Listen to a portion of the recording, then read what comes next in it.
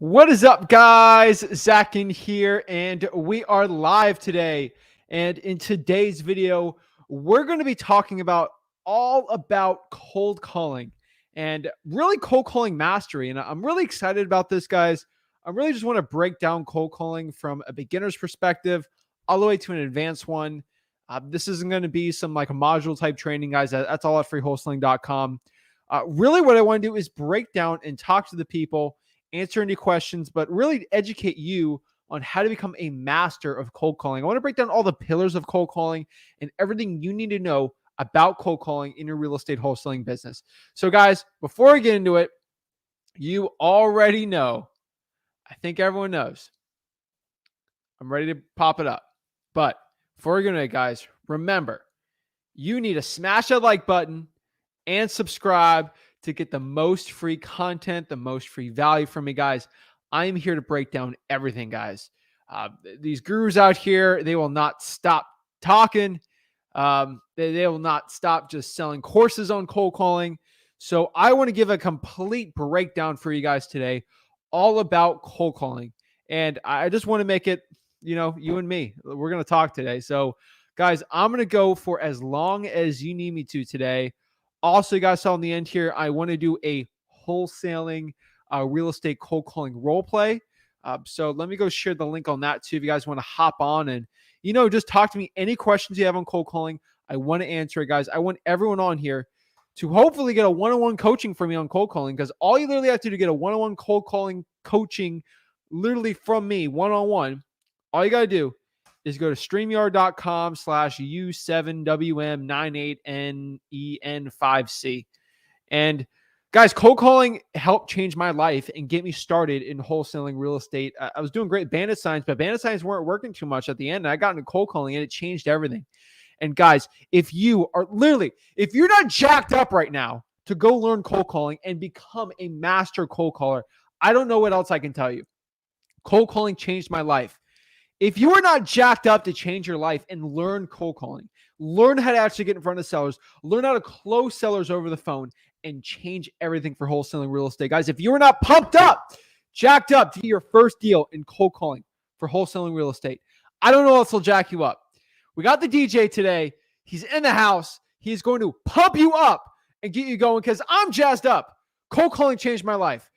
I am here to help people. I know there's somebody right now who doesn't know cold calling that needs to learn it today, and I know I'm going to help them.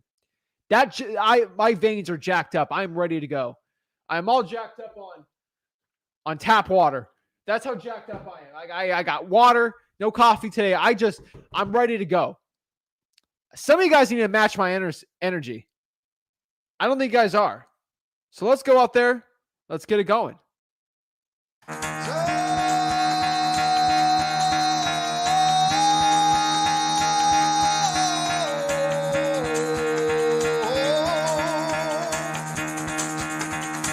Get the fuck out of bed, bitch. Go.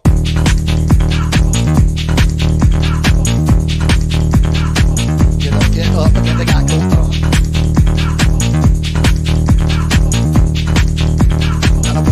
Time to wake up, bitch. Get up. Get up. Get up.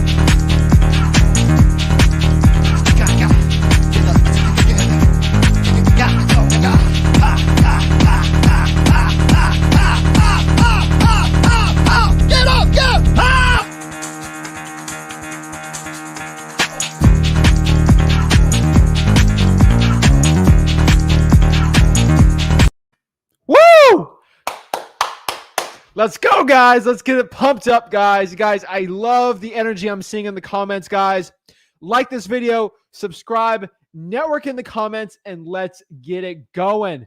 So, guys, I just released the link here if anyone wants to hop on for coaching on there or just do a role play or something. But really, guys, you've seen me week over week doing live calling, talking to sellers, absolute live, for sale by owner, probates, cold calling. Guys, every single week I'm doing some sort of live calling. Maybe it's with motivated sellers. Maybe it's with you guys, but I want a live, raw, uncut when it comes to cold calling sellers. Guys, these gurus out here, They don't do this. There's rarely anyone that'll do a cold calling role play, or they don't do one anymore, but sometimes they do. But guys, there's only a handful that really go out here and talk to somebody one-on-one over a video chat for free. I'm the only guy, I'm pretty sure, that does any of this stuff. I mean, some people do cold calling role play, but they won't do it all for free. So I'm pumped up, guys. Let's get it going. We got Zach Strong. What is up, Tony? Let's get it. Raquel says, what's up? Tony's pumped up. Solo Dolo's pumped up. Oh, snap. Let's get it, guys. Gets me every time. I love it, Robert. But yeah, let's tap it in, guys. So let's get it going, guys.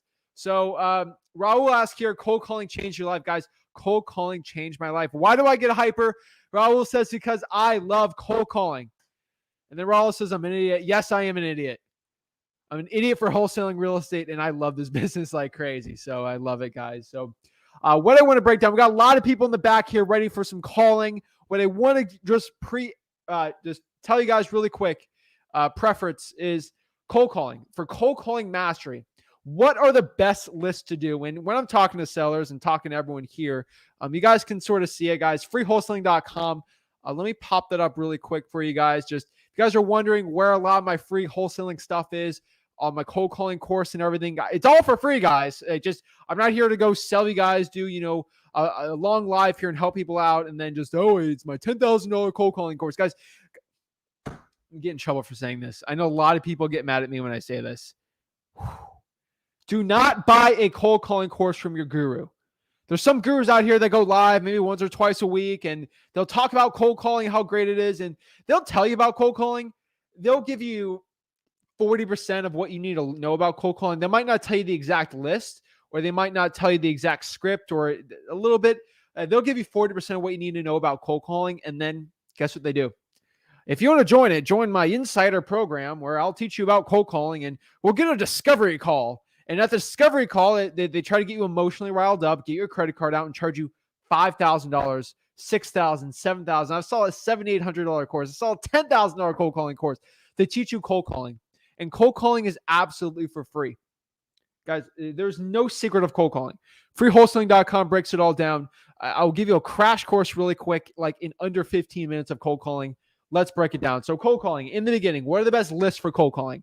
The stuff you got to pay a bunch of money for, guys. So I'm telling you, got to put these gurus out of business. The only way I can do it. So the best list of cold call, if you're doing high volume, I recommend high equity and vacants. If you don't have a lot of time or a lot of money to do skip tracing, again, skip tracing you do for free. Nobody talks about that either. But the best lists are government lists by far, pound for pound. We're going to call it pound for pound for cold calling. It is government list. These are your water shutoffs, your fire damage properties, your code violations. These are the lists the divorce list, the taxing list. These are all the lists you get from the government. These are absolutely one of the best lists to get for cold calling. To actually pull them, guys, freewholesaling.com. I break it down even more, but you just got to go to the government lists, go to the local government, go to the for the water shutoff, all you got to do is go to the utility department and ask for water shutoffs, code violations, ask for code violations, go to the clerk of court, get the probates, tax liens, IRS lien list, guys. I talk about all this. I'm not scared to talk about it. And it's one of the absolute best lists to get. And then obviously Drawing for Dollars is one of my fan favorite lists for cold calling when it comes to that. And really for skip tracing next is you got a couple options for skip tracing. You can either go out there and pay for a list, use like smszach.com for it. It'll probably cost you 12 to 14 cents. And that's not bad. I mean, once you got some more money, it makes sense to pay for skip tracing. I mean, time's valuable, but between you and me, this is a secret. Nobody talks about this. This is like a huge secret for cold calling because nobody wants you to get free skip tracing for some reason. I don't know. Guys, I treat it like motivated sellers. I tell a motivated seller, especially in cold calling when I'm trying to sell a deal, hey, I'm not going to be your best offer. I'm not going to be your best offer, but here's the truth. If you want to sell it for a discount, you go with me. And here's the thing. With skip tracing, most people make no money selling like an affiliate for skip tracing if they talk about this. And I want people to know. Guys, you get free skip tracing. Skip tracing, it's free. You pay for a service sometimes for it. But truepeoplesearch.com, TruePeoplesearch.com. If it needs spelling for it, TruePeopleSearch.com is the best skip tracing site pound for pound because it's free. You get what you pay for there. Very accurate. I would say 70% of the time, 60 to 70, depending on your market, you'll actually get in front of a seller, get their phone number absolutely for free. For most people, I think if you're making under 50, 40K a year in wholesaling real estate, just starting out, that's probably the best list you can use. Now, use SMSAC.com if you want, if you start paying for it, but really TruePeopleSearch.com is really good for when you're absolutely starting out. Now, if you want to get into cold calling mastery, cold calling, you're calling these lists, you got their phone numbers, you start dialing. Dialing services you can use. You can pay for a dialer, which will call 3 numbers at the same time, which would be 3 to 4 times as efficient in your cold calling than using like a single line dialer. That's me just going 4, 3, 2, 7, 8, 9, 10, 8, 7, 4. Like individually, that sucks, guys. You don't want to be doing that. But for a lot of things, it's actually not too bad, and I would definitely recommend it. So single line dialer is pretty good. I can always break down any questions you guys have. I'd love to break that down, but I use like a ZachDialer.com. That's another really good one to do. But I can tell you right now, it's unless you're making like over 100K per year in wholesaling real estate, or even you get your first 5-10 deals, I would not be paying for things. I think your money's best spent using that to reinvest in the business on lists. So I would be very wary on starting to pay for something until you actually get it going. So either a Mojo Dialer or ZachDialer.com. Those are really good services. You get 3 lines. Anything over 3 lines, you're going to get a lot of spam likelies on your thing. So I wouldn't recommend that. So that's the dialer. And then now comes the nice, sexy part. And I know everyone is about to do the cold calling here. It's the way I can describe this is I can tell you what to say on a cold call. But until rubber meets the road and you actually start calling, it's a lot different. I know the script is, hey, are you looking to sell your house? That's great to know. But when you're actually talking to sellers, woo, it's different. Some of them are just going to go off the bat and say, hey, who are you? Who are you? What do you want? What do you want? You're like, oh my gosh, like you don't know what to do. So it's really good to be prepared. That's why I like doing role plays because it puts you in different situations. That's why I go live for hours and hours and hours doing live cold calling. Guys, I know you guys love it. Other gurus say doing live cold calling or role plays is a waste of time. It's not, guys. Guys, I like pumping it up. And I'm telling you guys right now, in wholesaling real estate, cold calling is pound for pound the best marketing channel out there. Pound for pound, the best marketing channel out there. You can absolutely do it for free. I love cold calling because you're gaining 2 skill sets while doing it. Technically 3 if you do for sale by owners. Number 1, when you're cold, is somebody trying me right now?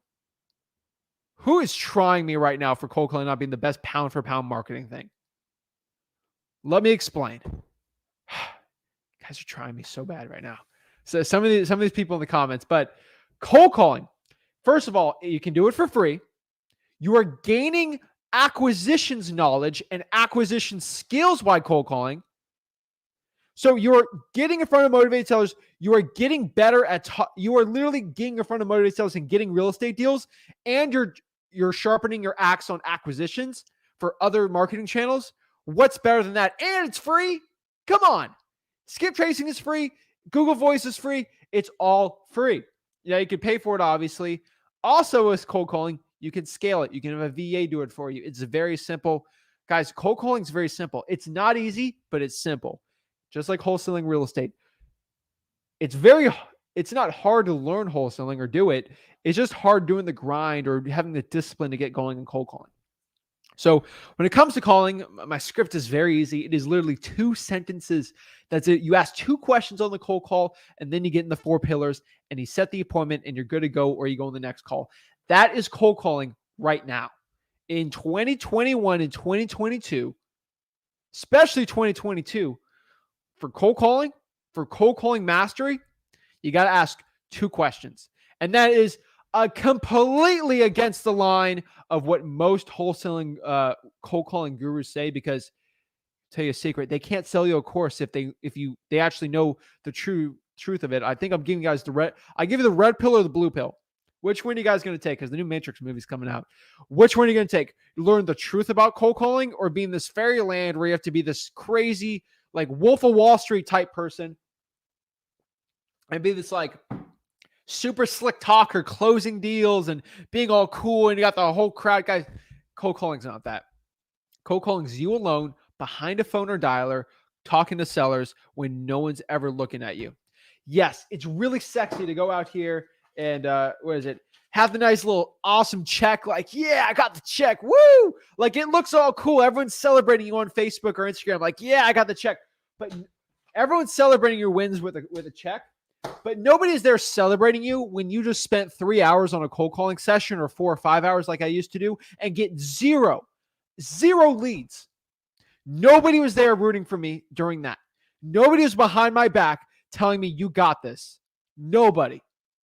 So I hate the people that go out there that will celebrate someone's win, but they will not celebrate someone's tenacity and discipline to get into cold calling, because those hours of me just failing cold calling and going out there led me to getting better and better with my acquisition skills to go have checks like a monthly, multiple 50, 40, 50, 60, $70,000 deals every single month, because I spent the hours, I put the time in to get it going. So again, I'm giving you guys the red pill here. I'm pretty sure the red pill is the truth pill, but correct me if I'm wrong. I want to make sure I'm right there. But guys, I'm giving you the truth for cold calling. I'm going to get in absolute trouble. We got reinforced concrete around me here in the studio. So if a guru is going to go crashing in here telling me to stop it because they're not going to go make $10,000 off of you for selling a course, hopefully no one comes in. We got the studios locked in. We're hurricane shuttered in, so we're good. Cold calling, the script is 2 sentences. And these sentences are, again, you cannot sell a $5,000 cold calling course, because I can't even, let's say I want to go out here and charge you guys a $5,000 cold calling course. People will pay for it, obviously. I'll probably get hundreds and thousands of people in there and I'll make a ton of money, but I'm never going to do that. It would, I don't think it'd even sell well. People would sell it just because they love the other free content I give, but it would not sell really well, because guess what? You're going to go in the course and be like, your script is 2 sentences? Yeah. And I make 7 figures in my wholesaling operation with direct mail, cold calling, SMS text blasting, probate mailers, drawing for dollars with the team. And that's my cold calling. So they're going to be like, I want my money back. That's not the secret that I paid for. Guys, that's what literally would happen if I sold the cold calling course. That's why I don't have a cold calling course that I sell for money. I have it for free at freewholesaling.com. Freewholesaling.com, guys, is the Netflix of wholesaling real estate. All the content, like you go to Netflix, all the comedy, documentaries, movies, TV shows, they're all in there, original content. That's what free wholesaling is. It's got Breaking Bad's the cold calling, or The Office is cold calling, and then you got other stuff in there. The probates is Squid Games, I guess. I don't know how to get the young kids or something. I'm too busy wholesaling real estate to watch Squid Games in the NFL. But literally 2 questions here. I know you guys are just begging for the questions. Number 1 is, you guys are going to be really upset. Just, guys, imagine you paid $5,000 for this information I'm giving it to you right now. You're going to be very upset. Number 1, are you the owner of 123 Main Street? Hey, is this the owner of 123 Main Street? Is this John? Yes, this is John. Ready for the second question? Hey, John, are you interested in selling that property? That's literally the 2 questions you have to ask. And guess what? This comes back into 2 things. Ready? Number 1, if they can only say really 2 or 3 things. Number 1, yes, I am actually looking to sell my property. Great. We have 4 questions we can ask from there. Or, no, I do not want to sell my property. Okay, have a great day. That's it. Now you can get some FUs, maybe, I don't know. And then maybe, hey, I know you're not looking to sell your property. Is there any other properties looking to sell? That's it. Like, that's really what you can get for cold calling. So when it comes to this, and if they say yes, then we go in the 4 pillars of wholesaling, which I think everyone's heard here, but let me repeat it again. It is, then you go into their motivation, why they're looking to sell the property. Hey, John, why are you looking to sell the property?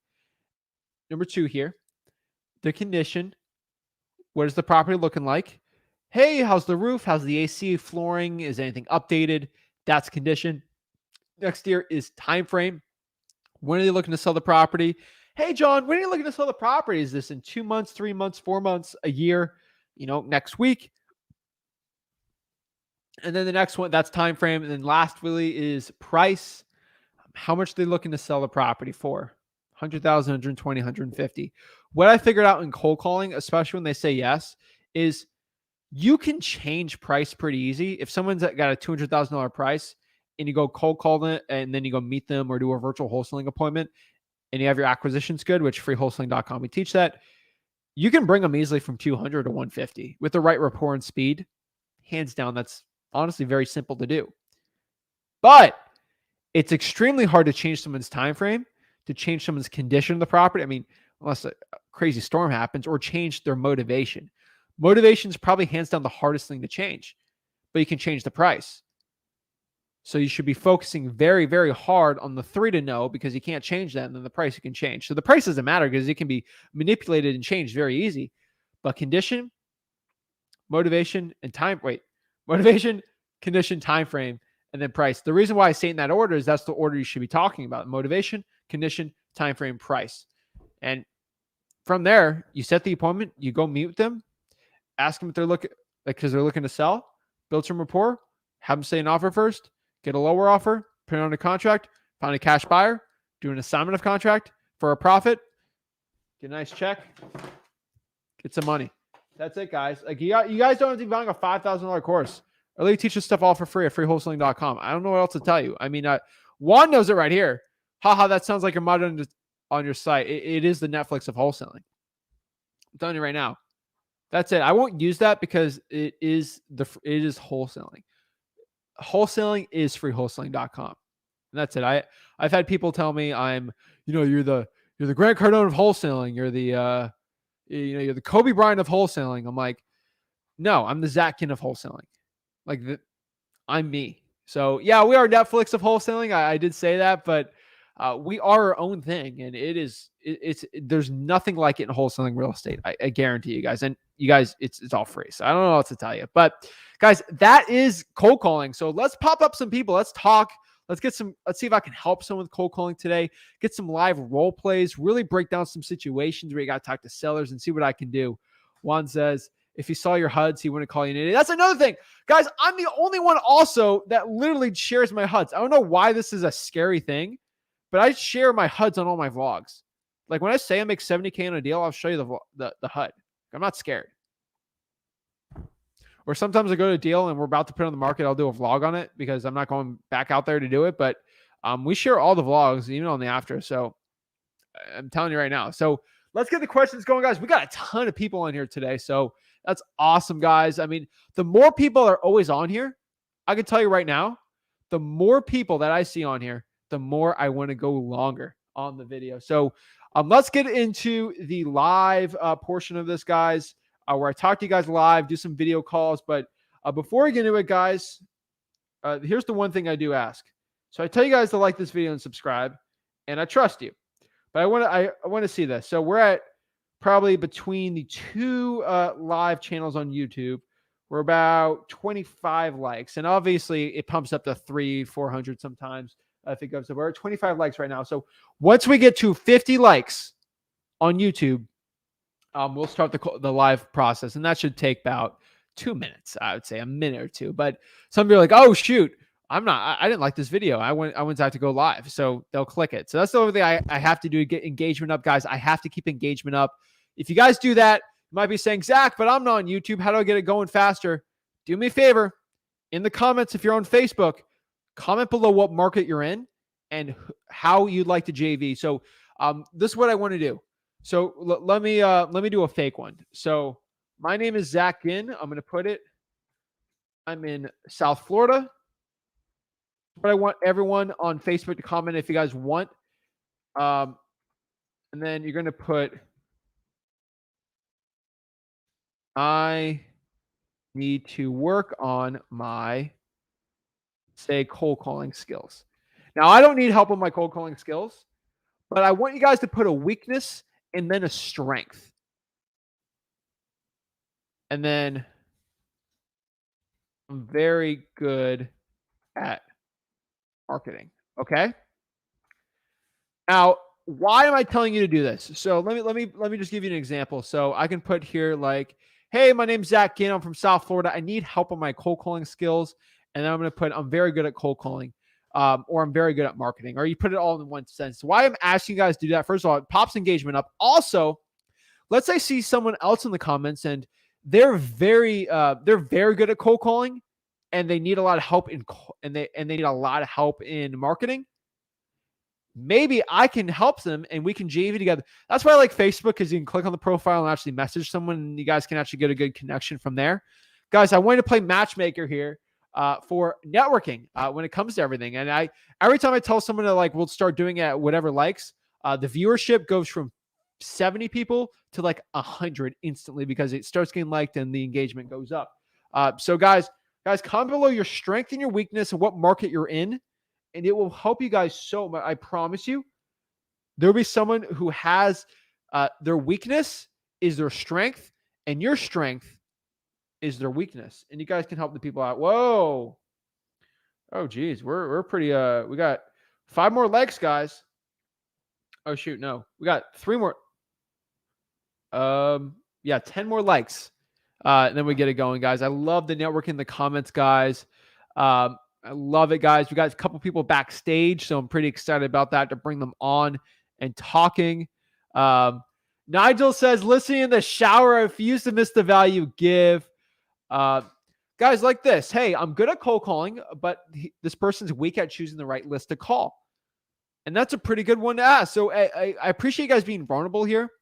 And it's not to disparage anyone on a weakness or a strength, but it's to connect people out there. Like, hey, I'm actually really good. Hey, you know, you're in San Diego and let's say you're in San Antonio, you're struggling on a good list. Hey, you know what? I actually do virtual in San Diego. Hey, the code violation's insane there. Guys, it will be amazing, guys. I'm telling you right now. Just like this. Guys, look at this. San Antonio, I need to work on cold calling on Mojo Daily, and he's the king of drawing for dollars. Guys, connect. I'm telling you. Like, look, we can cold calling strength is in paperwork and organizing. There's G3. There's so many people in Orlando that probably want to JV with you that are terrible at organizing, but they'll help you out with their cold calling list in Orlando and cold calling. Guys, that's what I'm trying to do. Build connections, guys. That's where a lot of people sell their guru thing because they do it. So it's amazing, guys. I appreciate you guys commenting on there. It means a lot. So let's check the likes. I think we're here. Pump the likes up. Oh, shoot. All right, we get it. And boom, we got it. Awesome. Let's top some people out. And boom, boom, boom. Let's get it going. So first person we got here. Let's pop it up. Let's get it going, guys. And let's see what we got. Hello. Keisha? Can you hear me? Hello. All right. Wait for you to hop on. Jose? Hello. What's up, man? How are you? I'm good. How you doing? I am blessed, man. Every day above ground is an amazing day. I agree. So what's up, man? How can I help you out with cold calling? Do you want to do a live role play? Let me know how I can help you out in your wholesaling real estate business. I would like to try a cold call live. I Do it, think man. that's my strong suit, so I kind of would love some feedback, I guess. And Okay. yeah, I guess we could start there. All right, man. Sweet. I'm telling you, everyone's a critic. I mean, no one's perfect in cold calling. Yeah. Guys, you see me going live. Of course, you have critiques of me, but of course, unless you're in someone's shoes, it's a little different. So let's get it going, man. Jose, where are you out of right now? What's your market? I'm in Pennsylvania, northeastern Pennsylvania. Ooh, snap. That's actually a pretty good market. Yeah, it's booming right now. And even with cash buyers as well, not just, retail. Sweet. Is that what, like Lehigh region? What?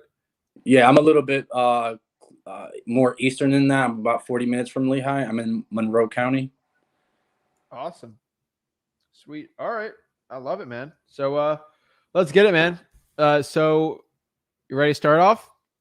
Yeah, sure, I guess. All right, let's go. Hello? Hello. Hi, my name is Jose, and I work with a group of investors. Who is this? This is Jose. What do you want? I'm actually just giving you a quick call. I'm sorry to interrupt if I did. I work with a group of investors looking to buy a property in the Monroe County area for all cash. Do you have a house or property that you're interested in selling? Possibly. I have a property, but Great. how Well, did you get my before we number? well, actually, I've received a list of qualified homeowners. From So, who? but before, just from public records, actually, you'd be surprised what Google and Who's public. giving my phone number away? I'm not. I'm sure it's public information. That's normally how we do Okay. get that Okay. information. But before we do move forward, may I ask who do I have the pleasure of speaking with? This is Zach. All right. Well, nice to meet you, Zach. Would it be Nice to okay meet to you. call you Zach, or is there another name you prefer? That's what everyone calls me.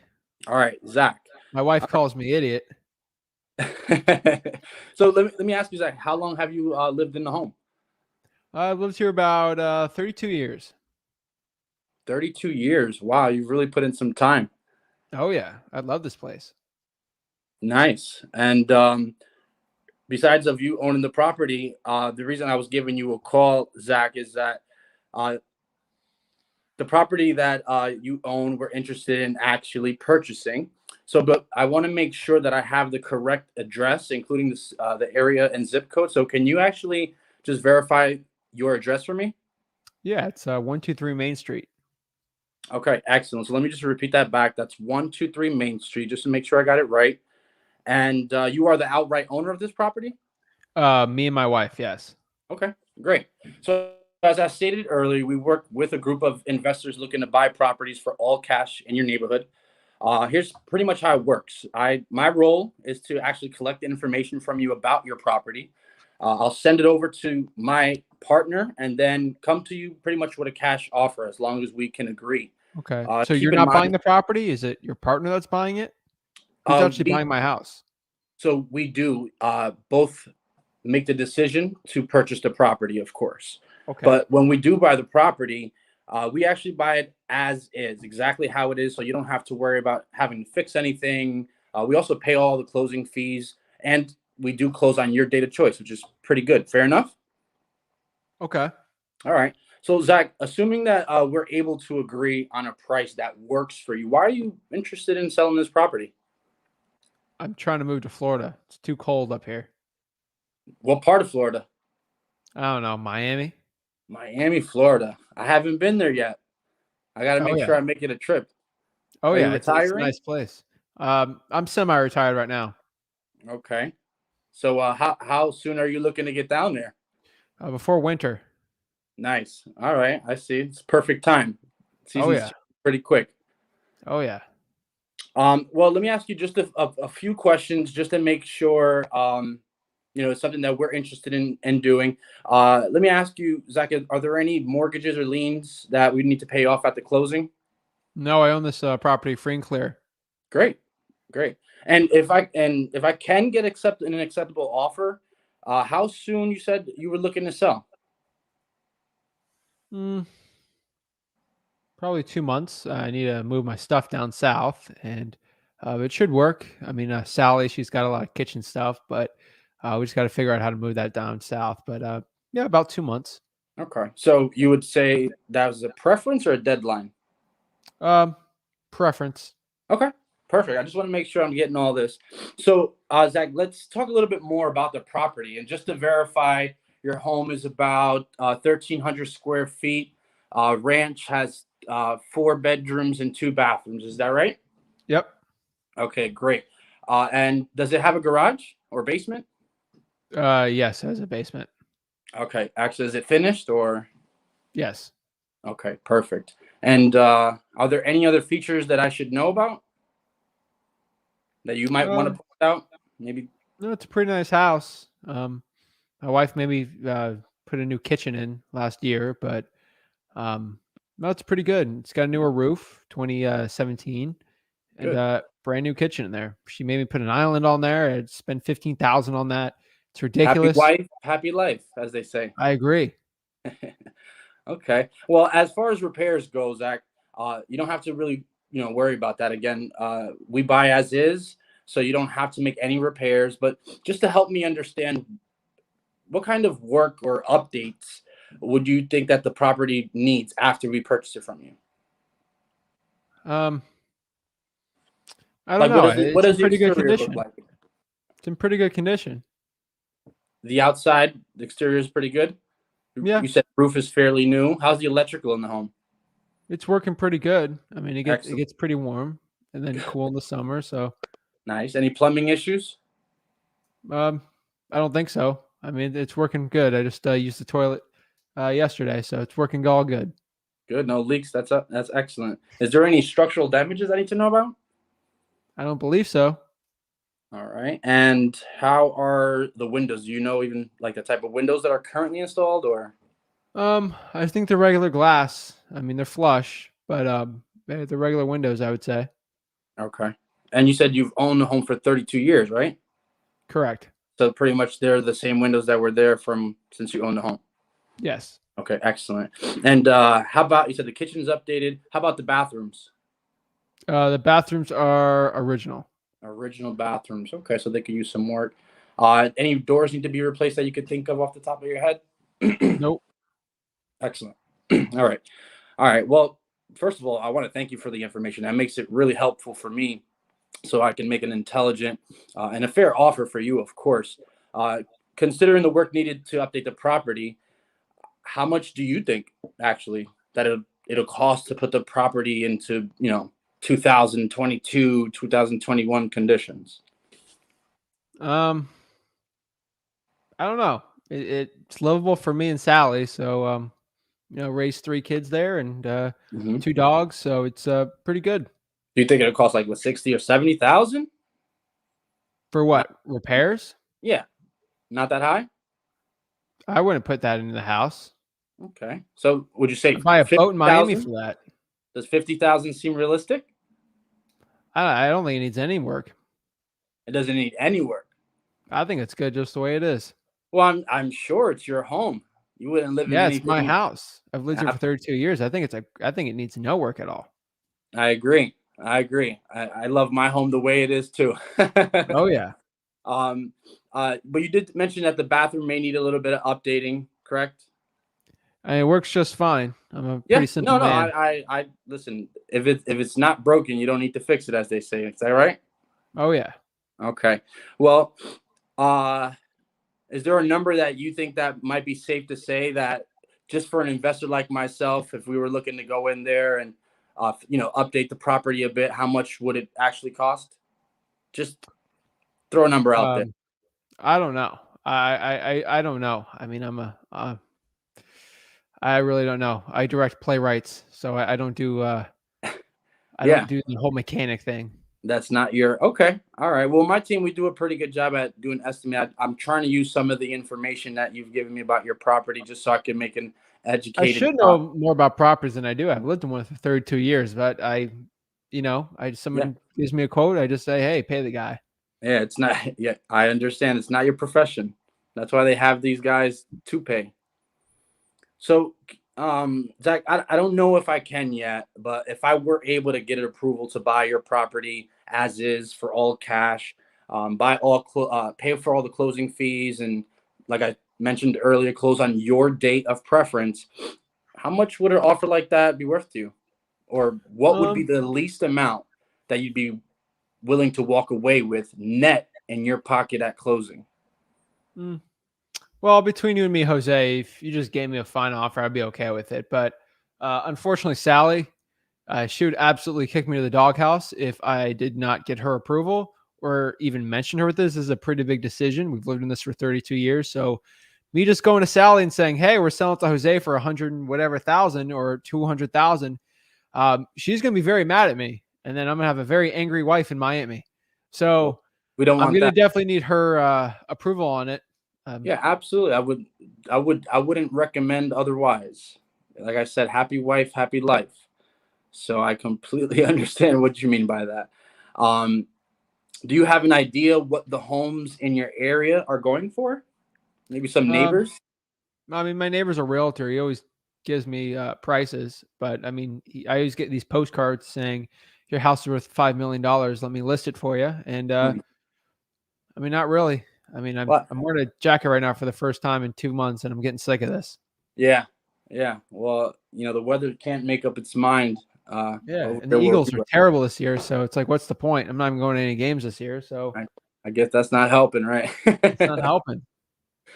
So, the realtor, what kind of prices has he mentioned to you about the house? I don't know. Because I It's know always real estate is booming nowadays. I'm pretty sure you know somewhat, you know, an I idea don't of know. maybe I what mean, your house. Zillow has it at $200,000. Okay. Um, that's all I can see from it. I mean, Yeah. I'd have to see what Sally. She's more up to date. Her friends are always selling properties and buying new ones. I gotta go to this dinner party where, they bought this really nice house, a little mile away, and they paid an insane amount for it. So she'll have her input. Okay. Okay. I completely understand. So we definitely don't want to exclude her from a decision like this. I wouldn't want my wife to do anything like that. So I respect that, and I know that she's an important decision maker when it comes to this. But if I can get my partner to approve, the amount that you both would like to receive at closing. Just a reminder, of course, that we do pay for the property and buy it as is, pay all the closing fees. Um, is she available right now? She's getting her hair done. She's getting her hair done. So when do you think is the best time that you can have a chat with Sally about this? Um, we're gonna go to the barbecue place at 7. I'll probably be back around 9, and that's usually when we go to bed. Yeah. So anytime tomorrow morning, we're usually free, and Okay. it's it. We'll walk the dogs in the morning, and anytime after 8, we should be good. All right, Zach. So how about this? How about I give you guys a call tomorrow at 9:30? Let you walk the dog, enjoy some breakfast, maybe have a chat while you walk the dog, and see if we can come up with an amount that would be suitable for you and your wife. Okay. Well, I'll talk to her, and she'll get everything together too. So be perfect. Okay. Well, let me leave. You have a pen and paper handy? Yep. Okay, excellent. Let me make sure I leave you with my name and my phone number. All right. All right. My name is Jose, Okay. and my telephone number is 555-5555-5555. Perfect. All right. Thank you. I'll give you a call around that time. Awesome. Thank you, Jose. All right. Have a good day. That was really good, man. Thank I'm you. just I sometimes I'll do it where it's an ideal, and you just gotta Yeah. sift through if it's a good deal or not, because I think the number one thing when I always think of not a character of like a typical avatar of a certain sellers I've dealt with, it's I don't like wasting my time. That's the one thing that's my pet peeve in cold calling is wasting time. Mm-hmm. So for a lot of sellers, I've lost deals over me getting an agreement with a seller, and then the wife, she feels excluded. Um, I have never, ever, absolutely under no circumstance, unless like I have to, Mm-hmm. give an offer to someone who's married, who's the wife or husband's on the deed, without having them both on the call at the same time. From the beginning. It's gonna, yeah, because once you give me an offer, I can leverage that with all the other offers I'm getting. Once you condition me and the wife on the call that we have to make a decision right there, boom, we can say yes or no, and then you can kind of leverage that on me. That was a great call, man. That's the one thing I've lost deals over, I talked to the husband, I'm giddy with him, and I got no rapport with the wife. And then just like, she's mad that you didn't talk, or Yeah. the husband's mad. And then a lot of husbands or a lot of wives will not do anything without the spouse, and you're just kind of wasting time chit chatting. But that's the only thing I would say is just make sure everyone's on board with everything. Okay. But that was great, man. That was great. You asked the right questions. I mean, the way you cold call, you'll definitely get deals doing it. So I have no issue with it. It's different than the way I do it, obviously, but Mhm. it's the partner route always works. Like Yeah. you won't get in trouble from it. I like the mom and pop approach, but hey, it's gonna work, man. It's Yeah. like you're going at one way or the other. You're gonna get the deal. So Yeah. good stuff, man. That was pretty good. I mean, you just gotta get someone on the phone and give an offer. It's all about Yeah. offers, man. So So I have a phone background, so okay, that's why I'm a bit strong in this aspect. But it's so hard because it's a business, so there's a lot of aspects from Yeah, man. acquisition to getting the buyer and having the disposition, and then Yeah, all the in between, and then to realize that I'm the only person doing it. I think that some people don't know what they're uh, biting into, they're actually chewing, you know. definitely. Jose, by the way, you said you were an expert before, so I gave you some harder stuff. I Yeah, promise you, everyone's watching this, I'm not going to hit you as hard as Jose, but Jose handled it very well. And it's probably not your first time dealing with something hard, but like, hey, who's your partner? When are you going to buy the property? Who's buying the property? Like, you just like machine gun, like pop, pop, pop. It was great, man. Like, thank you. you were steady level. You were great. You had confidence. That's the one thing I can tell you with the cold call that I loved from you is you had confidence, and Cool. that that's everything. So, Yeah, obviously, maybe it's a deal, maybe it's not. I would just have everyone together yeah, and then make it. But that was great, man. You did a great. You asked if she was on the deed. She yeah. wasn't on the deed. You're good to go. Make the True. offer, but I said she was on the deed. The only other thing I kind of gave was I say I walk the dogs. Hmm.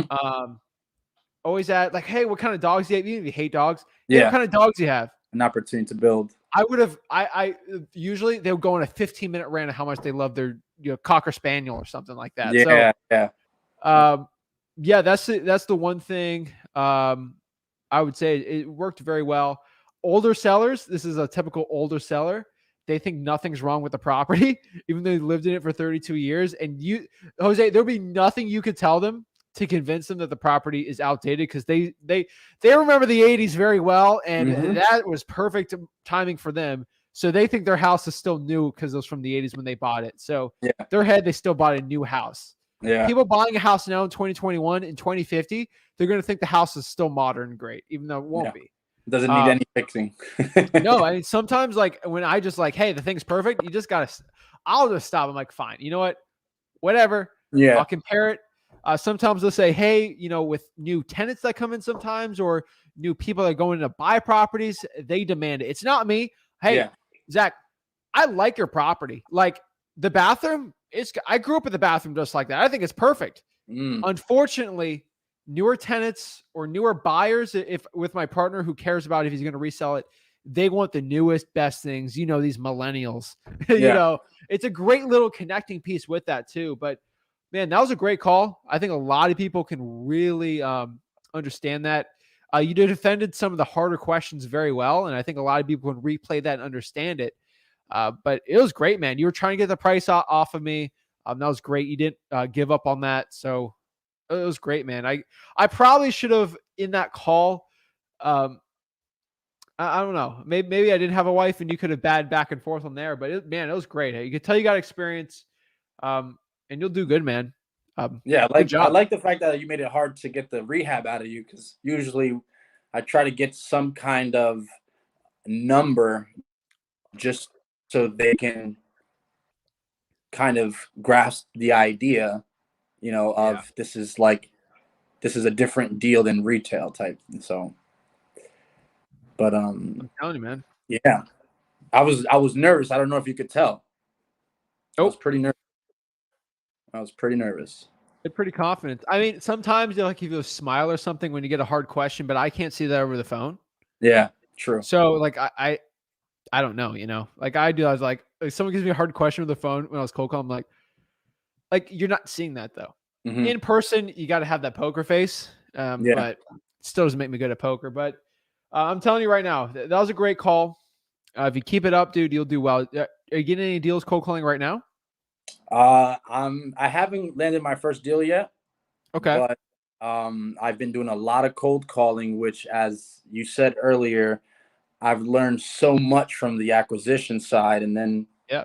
going to some of the RIA meetings to try and organize buyers on that side. I've just been learning.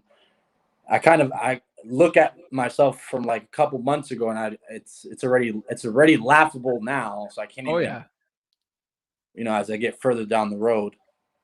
Oh yeah. It's a joke compared to my. I still have some recordings of me 4 years ago cold calling. It's sad. It's very bad. I Yeah. had a very squeaker voice, but I can tell you right now, you keep it up, you'll do well. What kind of list are you cold calling? So right now I'm trying to find something that I can differentiate because I don't have too much marketing dollars. Okay. So right now I have PropStream, and I try to reverse engineer the list that they give me from tired landlords, high equity lists. Okay. But there's a lot. This area is a very historic area, Okay. so you run into a lot of people who own a lot of properties. The properties are set to go to children and things like that. Mm. So it's common to have some real estate whales in this area. I'm Yeah. noticing it's such a small I'm in county. Florida, man. It's God's waiting room. Yeah, There's a lot of old people where I'm at too. yeah, I So can imagine. I'm not disparaging anyone in Florida. There's just older people in Florida. So I deal with trusts all the time, man. They still work very well. Some people are like, no, this house is going. I grew up in this house in 1899, and my grandfather in the 1800s was in, and my children are going to live in this house. Yeah, Some people are just like that, and you're yeah, gonna have to deal with it. Even though the kids don't want nothing to do with that house. yeah, My yeah, mindset is when someone tells me, I'm like, fine, I'll just buy a house on probate. yeah. Uh, I started. I had skip tracing with PropStream. I tried a little with batch leads. I okay. love how batch leads has the texting and stuff like that. I tried that out, but then I kind of realized that I need to start getting my numbers for free. So Yeah. I just smile and dial. Are you using True People Search? No, I'm not actually. What are you using? I'm using something called Smart Background or something like that. Okay. It's been pretty effective. I cannot complain. Okay. Have you tested them both out? True People Search, I feel like it's always trying to get me to pay for something, so that gets pretty annoying. Okay. You have an app So blocker? no, I don't. We should put an app blocker on Chrome. Okay, all right, but Yeah, the don't have one a I problem with use that. gives me pretty much all the addresses associated with the person and all the phone numbers associated with the person right there. And Okay. so I guess True People Search does the same thing though. Yeah, I tell people use I use app blockers, and I'm gonna get in trouble for saying that because I have YouTube where people will get ads on it. I use Yeah. you block Origin on Chrome. Now, of course, for YouTube, I'll turn it off. Yeah. But for like True People Search, it gets blocked off. Like I don't even see it. So sometimes if that's your issue, I don't know. I've never seen ads on True People Search, so maybe that's why. Um, but Mm. that's what I could see. Actually, I don't even have it on my Mac, and I don't even see it there. So, yeah, I mean, they'll both work pretty well. Um, Yes. okay. Background Have you check. considered government lists at all for your cold calling? I have, but just not like purchasing from them, I guess. I've looked at like You have to pay for your government lists. I don't think so. I mean, if it's done online, I think you might have to pay for it. I'm not really sure exactly how to Have you get the tried? no. List REI is the only I've gone on like my county website and look at Okay. tax sales and stuff like that. But Okay. this area is full of lots with no property and no Okay. so it's Do you know the median sales price in your market? I would say about 260, 275, and I mean my direct 0.5 mile radius maybe. Okay, that's not bad. What's the county again? Monroe County. Monroe County, PA. See, because I'm telling you, like, how long are you cold calling for usually? Just probably like I try to get 20 to 50 calls a day. Okay. I mean I do have a son at home sometimes, so Okay, and you're doing this from let's see here. And you're doing this from let's see. You're doing this from home? yeah, Okay. And you're just doing high equity lists. that's what. Yeah, that's one of the lists I've called. Yep. Okay, let me go accept this real quick. Where is it? Okay, got it. All right.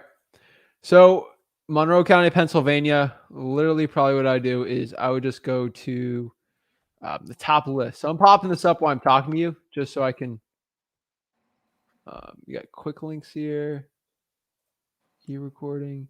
Yeah, I'm gonna need a couple seconds to look at this real quick, but maybe the probate's gonna be harder. But I mean, here's one real quick, simple one. There we go. So, is this Monroe County, PA? Are you? It's like Strasburg and East Strasburg is like Monroe County. Yep. All right. So, what I want you to do is, so it looks like Monroe County has 2 code enforcement offices. I'm going to try to find the number for you. Yeah, there's 2 of them. Okay. Share my screen. So these are the people I want you to call or go in person. If you can see my screen, I'm going to pop it up for you right here. Should make this bigger. So there's 2 offices. So maybe they have the both master list. Maybe go to one, whatever's closer. So this is countyoffice.org. It's a pretty cool website. For anyone that doesn't know, it's by whatever, Beer House, Dansbury Park, whatever that is. Okay, so this is the number I want you to call or go in person. Here's the address. And then the other one is just, it's a different address, whatever it is. And what I want you to do here is I want you to call and ask for all open code violations pertaining to structural issues and tall grass and environmental hazards. And just request it as a private tax-paying citizen.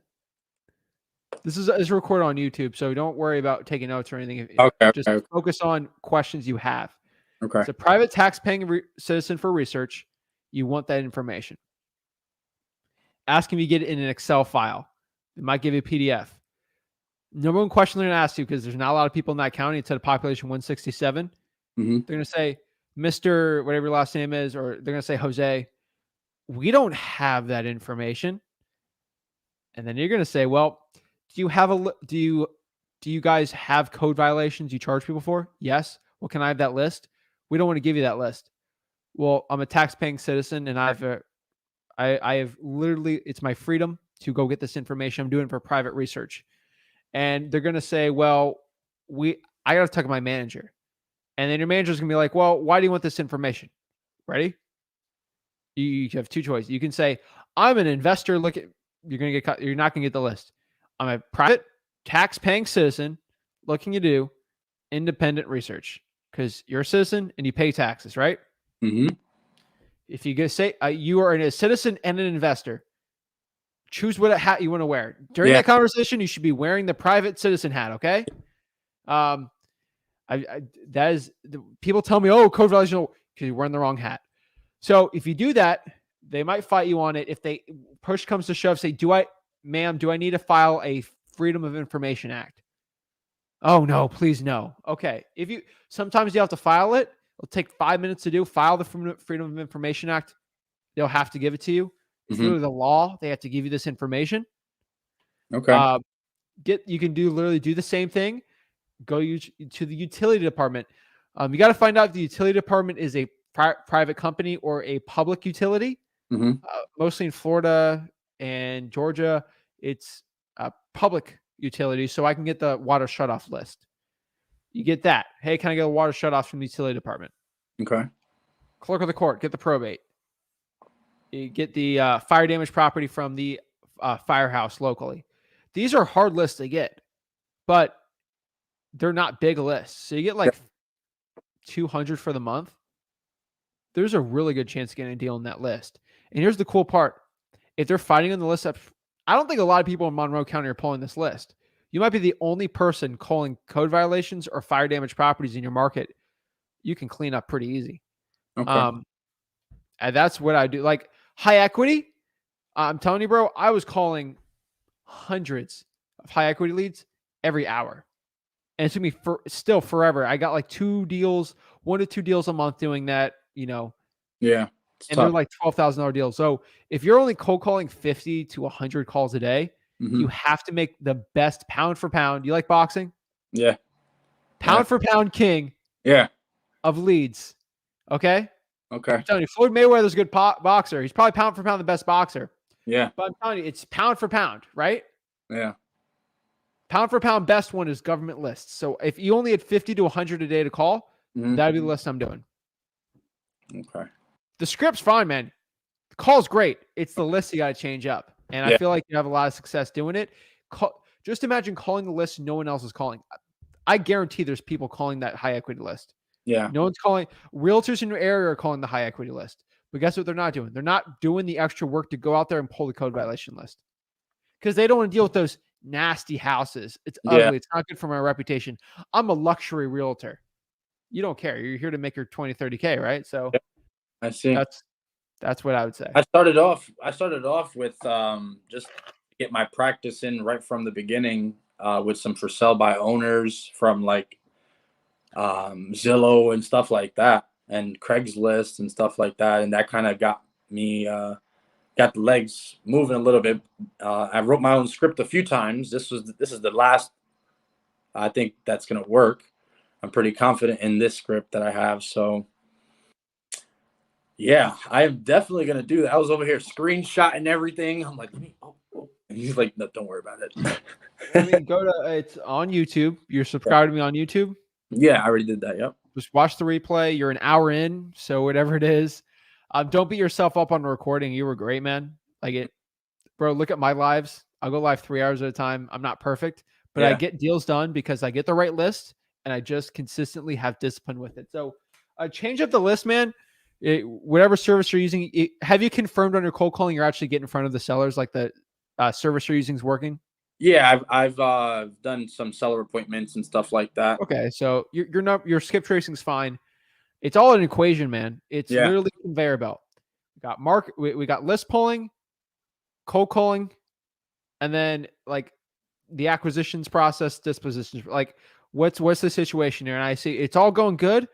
I mean, time spent cold calling could always be increased, but if you're stuck at that, I would change the list up, and that's probably be the best change you can have. Trying for dollars, obviously, but if you can't, I would do government list right now. Just do the government list. Okay. I think you do very well doing that. Yeah, I think so too. I highly agree. And you'll deal with people who do not get calls from other people, and it's very refreshing. That's all I could say. It's very refreshing. Okay. Because you're talking to people that have high grass, nasty houses, like a good chance they want to sell. Yeah. You know? Money might sound good to them. Yeah. I mean, I say tall grass structural issues. You could ask for open code violations. You got to depend on where in your code enforcement, because a lot of open violations are not good. But yeah, man, just get all the open code violations, specifically tall grass, the structural issues, and you'll do good, man. I'm telling you. I'm glad you came on today because I feel like that's going to really help you out. I am really glad I came on too. Of course, man. And Jose, how much did you pay me to get all this info? More than I can afford. Let's just say that. Okay, guys, it's free. I'm telling you right now. Like, I'm getting this all for free, guys. So go out there, implement it, man. Let me know your results, and go out there, man. Hey, yeah, script's great. I will. Thanks a lot. I really appreciate it. Keep it up, bro. Thanks, brother. And any other questions you got for a hop you off? No. I think I got it, man, for the day. I appreciate it again. Appreciate it, man. I'll definitely follow up if I get a deal. I'll definitely let you know. All right, thanks, man. All right, take care. Oh, Jose. Yeah. If anyone else is in Monroe County and they need help or a dispo on a property or boots on the ground or whatever want to JV with you, how would they get in contact with you, or do you want someone to have your information for that? They can do email me at saveworksteady@gmail.com. Awesome. Sweet, man. Guys got a JV in Monroe County, PA. Hit up Jose. You got it. Thanks, man. Appreciate it. Bye. Woo! That was a great call. That was a good job, Jose. Appreciate that. That was awesome. Keep it up. And next year we got, let's see. Hello. Hello, can you hear me? I can hear you loud and clear. How are you doing today? Wow. Holy smackamole. I am here with Zach Ginn. I'm doing good. What's up? Is it Eli? Ellie. Ellie? I won't forget. How are you? I'm doing good, man. I don't think you understand. This is my first time talking. I've been watching you for a very long time. Thanks, man. Or Wow. appreciate it. Yes, sir. So I do have a couple questions. I would do the practice script with you, but to be honest, I feel like if I'm gonna have sit here to be in front of Whatever you, you're comfortable with, we could talk for an hour, man. Or man, right? yes, All right. sir. I just want to make sure. I just want to make sure we're all good. Well, I don't know. You never know. So you could do an hour, 2 hours, 3 hours. I don't care. I'll go live for as long as you want. Yes, sir. I'm sorry for calling you sir. It's just a manners problem that I got. I know you're young, you're really young, but Why are you? There's no issue, man. um, We got as much time as you want. I want to help you out today. I really should take advantage of that, and I will. We can do it every week too. Yes, sir. All right. What market are you in? Um, DFW right now. I'm trying to stay within where I live right now. Um, I used to want to do Baltimore for a while because that's where I just moved from, and I know a lot of like low income broken down areas down over there, but I'm trying to stay within where I live. Okay. I know there's a So, lot in Baltimore, but I mean it's not like you have an advantage over it because it's pretty easy to find out the zip codes that need more mhm, work or not. mhm. But yeah, DFW is a great market. Yes, sir. Heavily saturated because finding Oh yeah, wholesalers is not hard, yeah. but hey, all I gotta do is find customers before they do. So whatever it Boom. takes. That's it. Speeds everything. So of course, like DFW is great, but the Hmm. real secret for DFW is: are you actually in like Dallas or for like Metro? Or are you Um, like, oh, I'm like 45 minutes out and like wherever? I don't want to know no, exactly where you live, but like, I'm Metro because right now I'm in McKinney, like Collin County, okay, and I'm actually about to move next week to a place called Lil Elm, which that should be Denton County. So I'm like right in the middle. So okay, yeah, Metro for sure. okay. It's the counties outside of Dallas that do very well, not just Dallas. That's another Mhm. thing. That's the thing about Houston. No one really knows about. Houston's great, but it's the cities outside of Houston and in Harris County, or sometimes outside of Harris County, that do very well. Yes, Um, sir. so sweet. Yeah, man. What questions you got? How can I help you out? So okay, so there are a lot of concerns that I have. Let's go. So first thing that I would like to talk about was choosing the right like area to find my list at because I've been using PropStream for a while. I got pretty familiar with it. I probably know it from head to toe by now. But Awesome. my only problem at this point is just finding lists that actually work.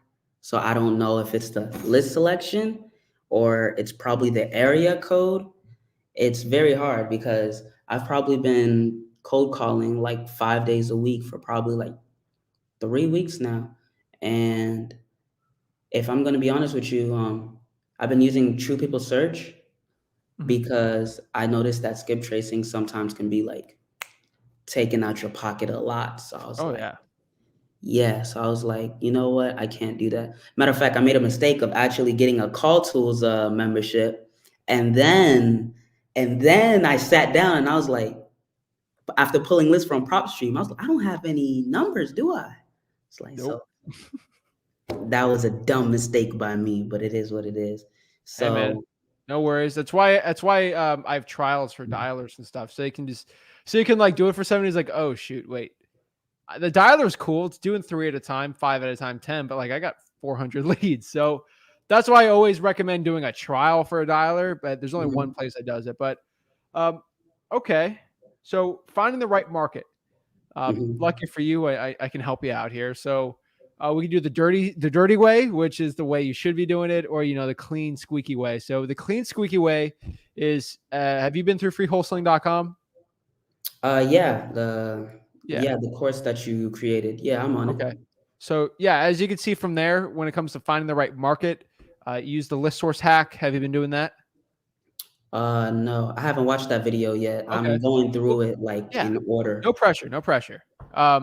It's definitely in that course where it'll show you how to use list source to find the most cash sales with a zip code. Hmm. That's clean, squeaky way. That's how you figure it out. The nice, clean way. Now, Okay. here's the dirty way. This is the way that no one talks about. It's the nitty gritty. It's not nice to say, but it's the truth. I want you to go to all the Dallas wholesaling, the Dallas real estate investing groups, and I Hmm. want you to find all the wholesalers that are bragging about their sick checks. Oh, I just made 40K at 123 Main Street, wholesale this deal, and they're all bragging about it. Or, they're really successful wholesalers in Dallas, Uh-huh. and they're just posting all the deals they're doing. One way I could tell you right now is, let's say you find someone in Dallas and you find out they're making like $50,000 a month, wholetailing or buying properties, reselling them, or you find this cash buyer, and Okay. you find that this cash buyer, he's buying all of the Dallas properties from wholesalers. Okay.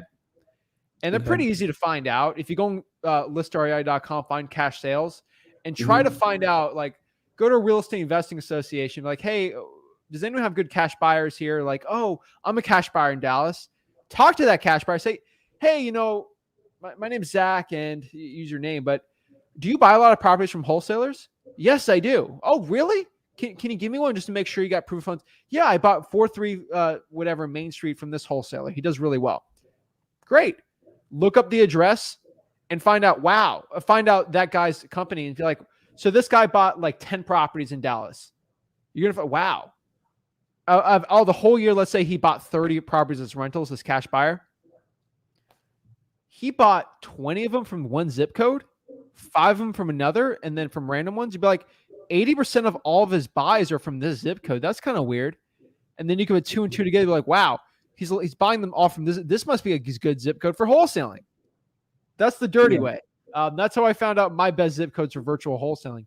If I wanted to get into Dallas Fort Worth for virtual, that's the first thing I'd be doing. It's not clean and squeaky to say, but Hmm. it's the best one. Yes, sir. So to be honest with you, that actually sounds kind of confusing because due to the fact where it's like you're actually looking for saturation. So it's like, shouldn't you be looking for areas where, other people, because you always talk about finding ways to do You're in Dallas. deals, that other people aren't doing, other wholesalers aren't doing. So it's like Yeah. looking for the So saturation. yeah, here's the thing. There's Mindful. no secret in Dallas. There's Hmm. no secret. Okay. There's not a secret market in Dallas that you're killing it on. It's basically public. It's that saturated. Yes, sir. I'll give you a story on last year. I figured out pretty easy. Richmond was a hot market. Like Richmond, Virginia, no one was wholesaling. There's a few wholesalers that didn't talk about it. It was doing very well. Hmm. Word got out, and now it's very saturated. I'm talking about pockets around the country that are like that. I mean, in my market, it's very saturated. I know some streets that are very good. It comes down to that too. But when you're starting out, you got to figure out what zip codes work. Okay. That's what I mean, there's pockets in Dallas. You're going to have to figure it out. You go by cash sales. You can go by where the wholesalers are wholesaling at. But it really comes out to finding the areas that are best and excluding the ones that are not good for wholesaling. The Okay. nice bougie ones where they're all $600,000 houses. I'm talking more like that. But yeah, it's saturated. But if you go around, Drawing for Dollars is another good one where you'll figure out. But Mhm. yeah, find where the successful ones are in Dallas and Mhm. try to mimic them. Because if Mhm. someone's making $50,000 a month wholesaling in Dallas, you don't want to reinvent the wheel. Be like, well, let me try to do what this guy does and then add some more on top of that. Yeah. It's not copying, but hey, this guy's doing really good cold calling. I'm going to go do what he does. Okay. So, yes, there is another question. So, As many as you want. another thing that I wanted to speak about that I've actually been trying to put my head around for a while is Facebook, trying to JV on Facebook. As a beginner, most people that are actually coming in, how would you actually convince another wholesaler to work with you if you don't have a cash buyer list? That's one thing Okay. that I've always wanted to think about. Yeah. It's pretty easy. Build a cash buyers list, right? Okay. So cash buyers in Dallas are very easy. Mhm. Let me show you right now. You mind if I show you how to build a cash buyers list in Dallas really quick? I'll give you 100 real quick. Of You good with that? course. Yeah. All right, let me go to Facebook. Let me see if it'll let me log in today. Computer's always weird. Let's see if it's working here. It's loading up. All right, it's working. Sweet. All right, so let me go here. Let me check some private information. Dallas real estate. So on freewholesaling.com, I show you how to pull cash buyers in from Facebook and even on this group. So it's pretty easy to do. Okay. But let's do in this group. Yeah, I'm in this group. Easy. Okay. So let me just make sure this works.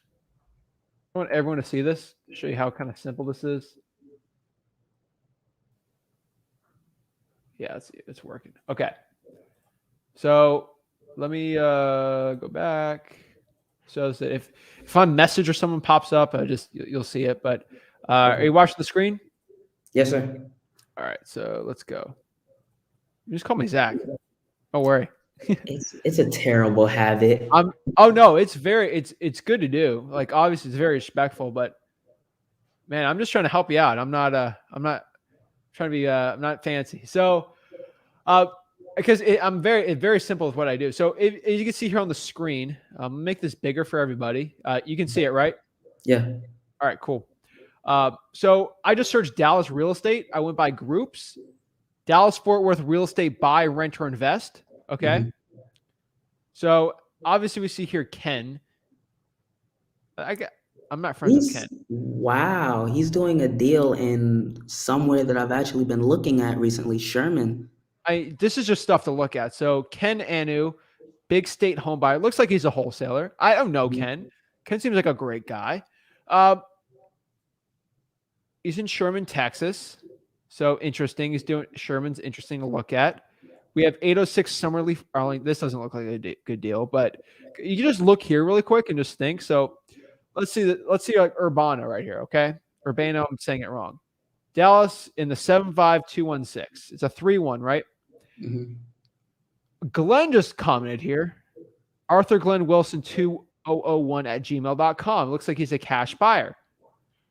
I would go email that guy. Or guess what I'm going to do? I'm going to go here to message. Okay. Click message and message that person.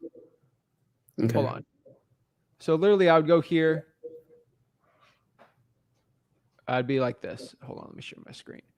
You can either email them or you can do 50 messages a day, which I think is a lot. You know, hey, Glenn, I'm a wholesaler in Dallas.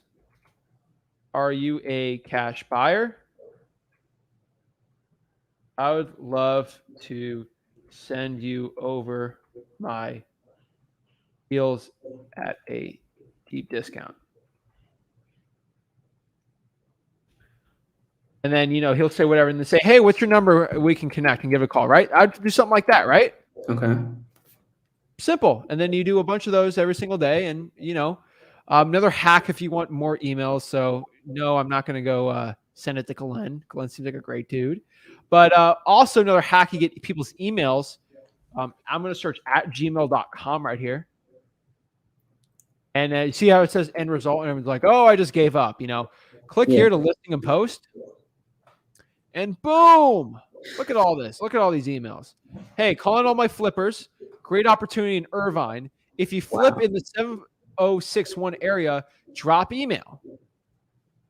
Looks like Christopher, he's saying he's a flipper. Marshall says he's a flipper. Equity cash offer, that's Donovan Ruffin. Brandon Villarreal says he's a cash buyer. Just check out these people. You got to figure out if they're a real cash buyer or not. That's definitely the hardest part. But once you get proof of funds and you can see it, you can definitely look up these people, see what they're buying. And then obviously you go out there and get connected with cash buyers. And then we have someone who wants to JV, like, hey, I got Glenn here. I got, Anthony right here. Like now you got leverage and you can send those deals over to those people. And guess what? You're getting paid a good portion of the deal just for just using Facebook. Because you knew this secret knowledge that no one else does, because not a lot of people. relative to wholesaling, not a ton of people are watching this channel. So you have secret knowledge that not everyone else has. And Yeah. that's what I'd just be doing if I was in Dallas right now. Okay. Yes, sir. Zach, actually, one thing that I've noticed, back when I was a beginner, oh, this is not a question. I was just making a comment real quick, just for a Okay. second. I just got a phone call from a company called Wholesaling Inc. yesterday, because back when I was a beginner, I was like, "Ooh, I want to be part of this mentorship. Ooh, I want to be part of this mentorship. Someday I get to learn." When I was young and dumb, not knowing that, oh, they're gonna ask me for I'm still $2,500. dumb. We're all dumb. We're both young. We're still dumb. Compared to our 50-year-old selves, we're complete idiots right now. Yeah, I'm only 19. I just graduated this year, so it's like Yeah. I'm trying to get to this wholesaling thing like I'm now. 22. We got so much to learn. Yes, sir. So go ahead. So like I had a wholesaling inc, and they were calling me, and they were telling me about, oh, we can hold your hand along the whole process and stuff. And I was like, you know what? To be honest with you, it's not worth it, because there's just too many free resources. And that includes Facebook, that includes you, that includes, so many just YouTube videos itself. It's just like there's too many free information to actually give you $4,500 to teach me how to wholesale. And to be honest with you, if it wasn't for you, I would have never been on that mindset. I'm gonna be honest. Boom. 4,500. Bro, you had to stop call tools because at first it's expensive. $4,500. They're trying to get a teenager. Are you kidding me? Nothing bad about whoever you just mentioned there. I'm not going to disparage anyone. I mean, I don't want anyone to sue me because they get millions of dollars. But I'm just telling you, I'm not going to comment on that coaching program because I don't know it. I've never joined it. I don't know I don't do that. Yeah. But I appreciate that. That's the best way I can explain it. Yeah. But yeah, I think you're doing the right thing. $4,500 used for your marketing would go a lot further, especially I'm just showing you all this stuff for free. And I promise you, whatever coaching program you did not show you how to do that cash buyer thing or any dirty hacks, because it's not clean to do. It works for me. That's what I'm going to share. But I appreciate that, man. That's cool. Yeah. So that's insane. They're trying to get you on that. I got called by them twice. They called me like 3 months ago, and they called me yesterday. You're being treated as a motivated seller. It's weird. I don't like it. Nigel says here, I paid $4,000 for them. It looks like the price is changing. A lot of the info they teach is what you teach for free. I'm telling you guys. But yeah, man, I'm here to help. I'm here to help everyone out. That's why I go live. That's why I'll talk to you for as long as you need. Because programs like that don't do one-on-one.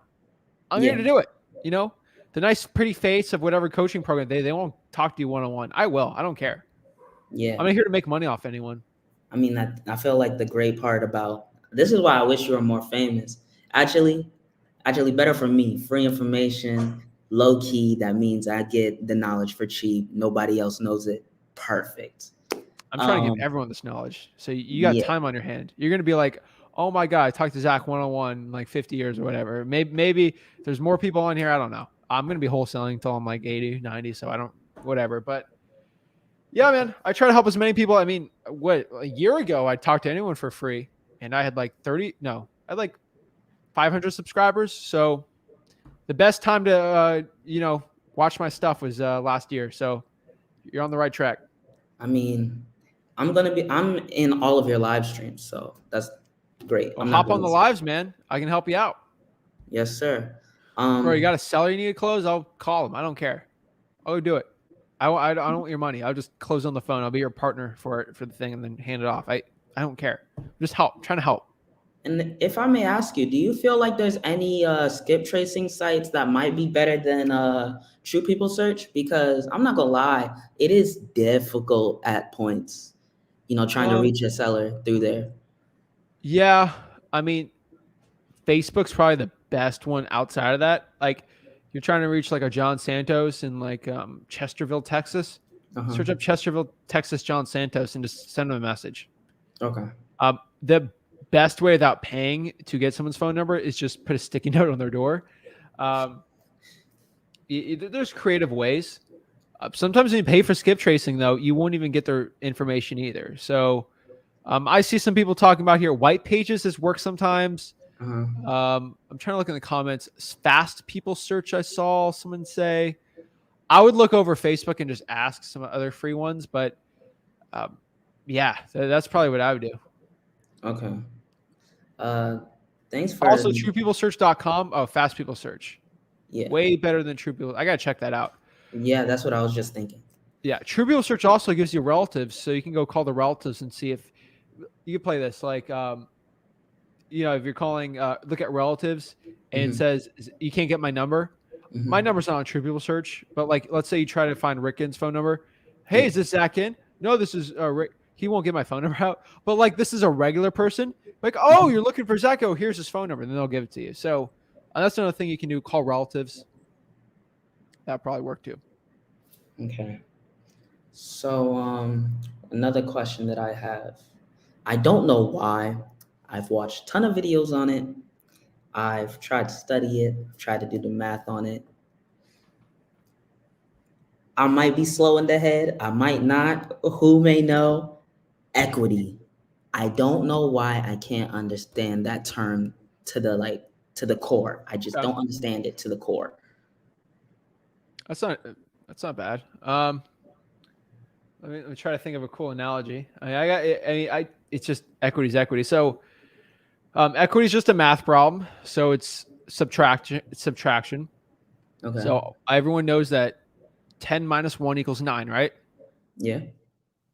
Duh, right? It's simple. So let's say somebody has a property. Let's say, all right, I'm going to buy your house right now for $100,000. Okay. You got our house. I'm going to buy it from $100,000. Okay. You have the house free and clear, right? You just own it. You don't owe anyone anything. How much you're going to get? 100,000, right? Yeah. Okay. Let's say that you have a mortgage on the house for $10,000. Okay. You know, you owe me 10 grand and I let you live in the house. Okay. And you pay me every month or whatever. Okay. You owe 10,000. So I'm owed 10,000. So when you sell the property, I'm owed 10 grand. So I give you 100,000. You know, Rick Ginn comes in and wants to buy your house for 100, which is a really good deal. You're going to take it. He gives you 100. When they're doing the title, obviously title company, you can watch and learn about that. They're going to be like, okay, you have a signed agreement with Zach in here saying you owe 10 grand. He needs to get paid on this too. So what they're going to do is they're going to get the 100 grand, the title company, they're going to give 90 to you and 10 off to me. And then you'll get 90. So the 100, so it's the price, the selling price of the house minus what someone owes equals equity. Okay. I have a million other examples. It's the people like to think they have equity too. So another thing is like, I have $1 million of equity in the house, which means they owe $1 million, but it's worth $2 million. They think it's worth it. So they'll just minus off what they owe and think that's what their equity is. Versus what the actual selling point is. People say that too. So that might get confusing also. Oh, I have 400,000 in equity in the house. Well, is it really? PropStream is estimated equity. That's what they estimate what the home value is minus what they owe. Okay. What someone will owe will be a mortgage, a lien. So if you don't pay your taxes, the IRS is going to garnish whatever sale you get on the house. So let's say you own the house free and clear for 100, and you know you did really well in wholesaling, and now you owe 10,000 in taxes, and you're like, I'm not paying taxes. You'll be like, oh, I don't have to pay the IRS tax. Well, the IRS is just going to put a lien on your property, which I don't get too confusing. Basically, they get a right. They'll go to a judge, say, hey, this person didn't pay their taxes. Oh, do you have proof? Yeah, he didn't pay us. Okay, well, the judge will be like, fine. So they're going to be a lien on you, which means you decide to sell the property. Okay. IRS is like, hey, I got this special document from a judge saying, hey, you owe me the 10 grand. And so when you sell it, depends on homestead laws, obviously, but just you own a second rental property, 100 minus what you owe, 10, you'll get 90,000. They'll get their 10,000. Okay. That's the best way I can describe it. And then people use percentages for equity. Okay. So in that example where you had 100,000 in a house, you owe 10,000, you would have 90% equity. Okay. So $90,000 is what you get divided by the total price, 100,000, it's 90%. All right. All right, yeah, that makes a lot more sense now. I get Yeah. it, 100%. Henry's got a cool one. I would say equity is profit made on a house after all expenses settled and property is sold. That's a good one too. I guess what flag is that? Ghana flag? That's a cool flag. I gotta remember my vexology. Dang it. But yeah. So what other questions you got? Another thing is, I was wondering maybe you could do me a favor. It's something that you did for the guy that was It here is before Ghana. me. Okay. Sorry. It was Ghana? It was Ghana. I got it right. All right. All Sweet. right, it's cool, it's cool, it's cool. Something you did for the guy before me. Um, One thing that I've always wanted to do was call up the offices, like you said, because I just feel like it would provide a lot more assurance than PropStream, you know. Yeah. So one thing that I was hoping, because I tried Googling it, but I can't find it. But you did just use a website that I didn't see before. I don't know what it's called. You're in Denton County? Um, do Collin County. Collin County, that's when do Collin. How do I spell that? Collin.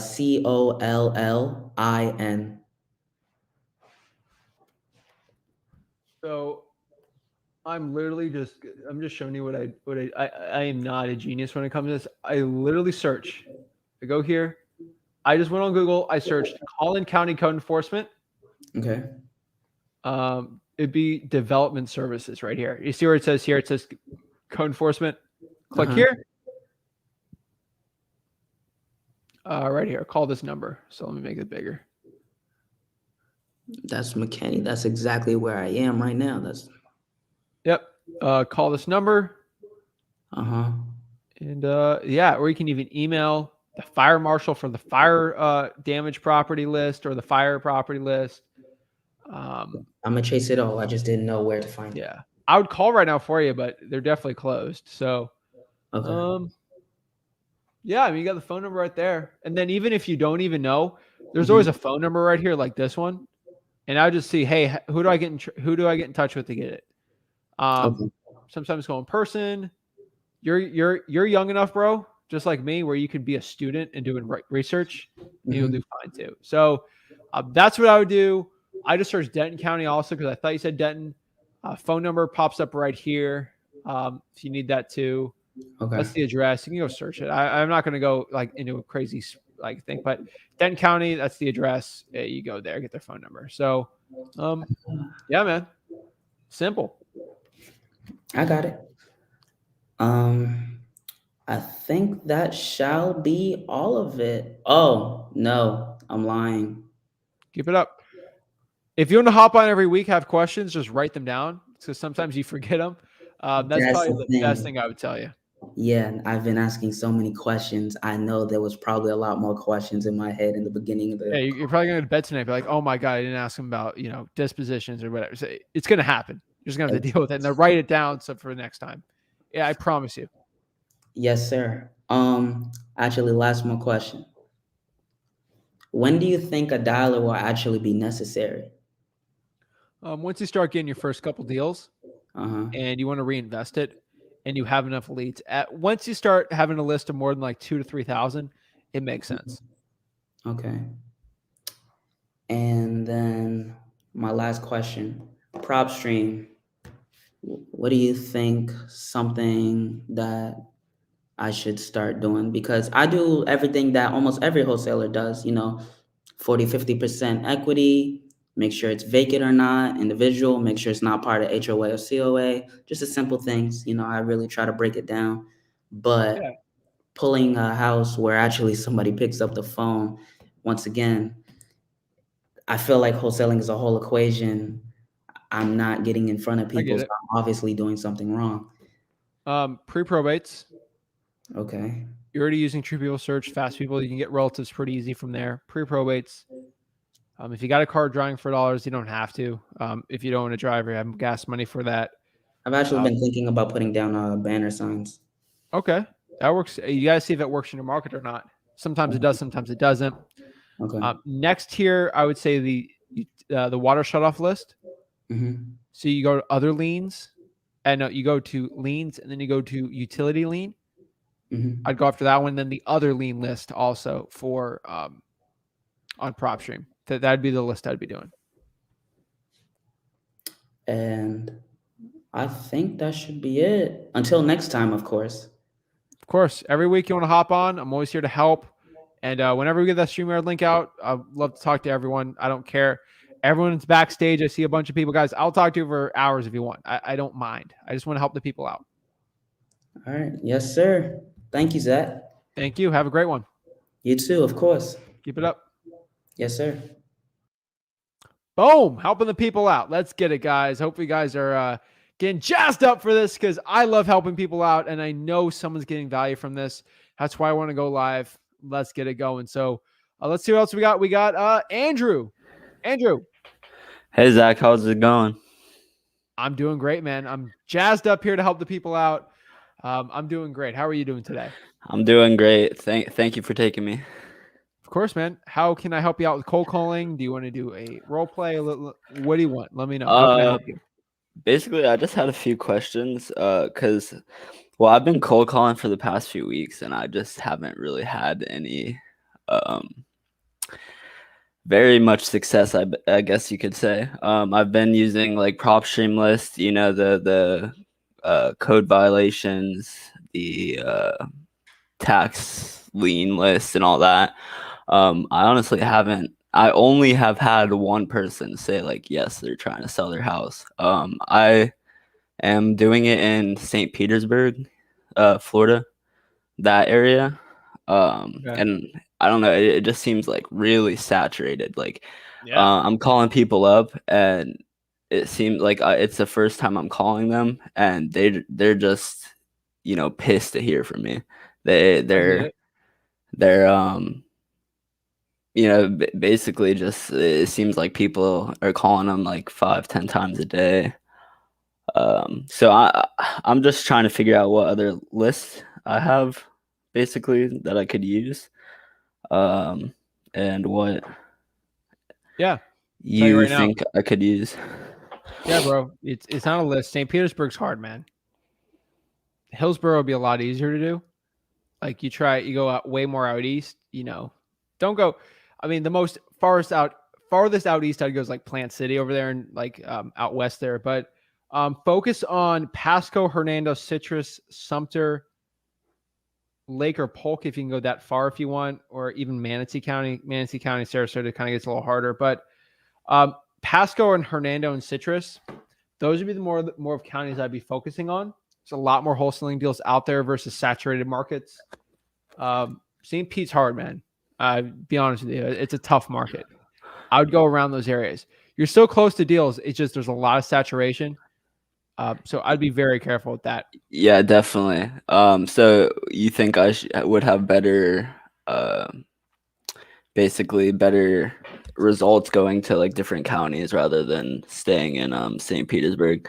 Because I'm open to really going all the way to Plant City, like you said. I have houses like from St. Pete to Plant City, actually in both cities. So I'm able to go anywhere in between. But I've lived in St. Pete my whole life, so I just know that area the best. I was kind of thinking to start there, but you know, like it just seems so saturated. I don't know if it's worth like I've already spent almost $5,000 in marketing, and I barely have 5 like solid leads. Bro, all right, you have houses in Plant City? Well, I have a house like to just you know, like a parent's house. Okay. Well, I'll tell you right now in Plant City, go to Parksdale Farmers Market, get a strawberry shortcake, and drive for dollars. That's what I do. Yeah. What about for the Shakes are driving pretty for good. dollars I've done in like St. Pete area? Call them. Yeah, I'd call them first. And then if you don't get good results, go try a better market. I mean, guys, for everyone watching this, Plant City's what, 30 minutes, 45 minutes? Traffic's kind of sucks, though. Yeah, it's not too bad of a drive. Not too bad. I could definitely get over there and work over there. And also, they have an amazing, like the best strawberry shortcake ever, and then shakes there. But that's a joke. I guess it's a joke. But I can tell you right now, I drive for dollars there. Plant City is kind of weird. You know, there's some nicer houses. Then you got like country. Oh, definitely. So like the decent area, like decent enough to wholesale. You got to know the right markets, obviously. But yeah, I think you do pretty well doing that. Okay, awesome. And then basically, so I've been using a dialer, batch dialer. Okay. I'm having the problem that I'm coming up as scam likely, like pretty much with all my calls. I don't know like if that's a good or a bad thing. I mean, I personally feel like it's a bad thing. How many calls are you making? I'm trying to do like 1,000 a day. Yeah, I'd switch up the phone numbers. Yeah, switch up the phone numbers. You think that would kind of solve the problem? Yes. How long have you been calling 1,000 a day? The past 3 weeks probably. Yeah, I would probably do it every week or every other week. Okay. Change up the phone numbers. Put a phone number kind of on pause. Put it back in. Yeah, because I feel like it just kind of puts me off on a bad foot right off the bat. Yeah, you're gonna. How many lines are you dialing with? 4. Yeah. 4. Yeah. Yeah, I would have at least 10 numbers. I would say 10 or 12 just to rotate it. I would say 20 to 30, but I don't know how much money you're looking to spend. But I'd start switching up phone number. That's a hidden cost people don't know. If you want to get the dialer going well, that's probably what I'd be doing. Okay, awesome. Make sure it's in the same area code, but you know that. So yeah. And then my last question. So I can't really get like the actual addresses for the fire damage properties. They're kind of giving me like a grid number. Is that something that you've ran into a lot of the time? Can you like ask them to be more specific or grid number? Do grid numbers translate to the actual parcel ID? no? It's more like sections of housing, like housing sections, like a block, pretty much. That's all they're giving you? Yeah. Well, I'd request a FOIA Freedom of Information Act. I would still be calling. I'd probably honestly be calling the each individual firehouse too, because one's gonna pop, and you'll do well doing that. Or see if you can find it. I mean, that's it. Yeah, definitely. You gotta keep calling, man. Just the more persistent you are, which is good. That means probably no one else is getting that. So you gotta be more annoying. Yeah, well, I've managed to like get the like active calls, which is like extremely helpful. The only problem is they only pop up for like 15 minutes and then they're gone. Yeah. So I can't really record them unless I don't know, I got somebody to like make a bot or got a VA to just. How do you get them? I mean, I just physically it's pinellascounty.org/active calls. Oh, okay. You're doing like a scanner. Yeah, exactly. And then scanners, like I get it. Yeah, that's tough. There's some scanners, people that probably have the addresses. I'd look into that and just kind of seeing.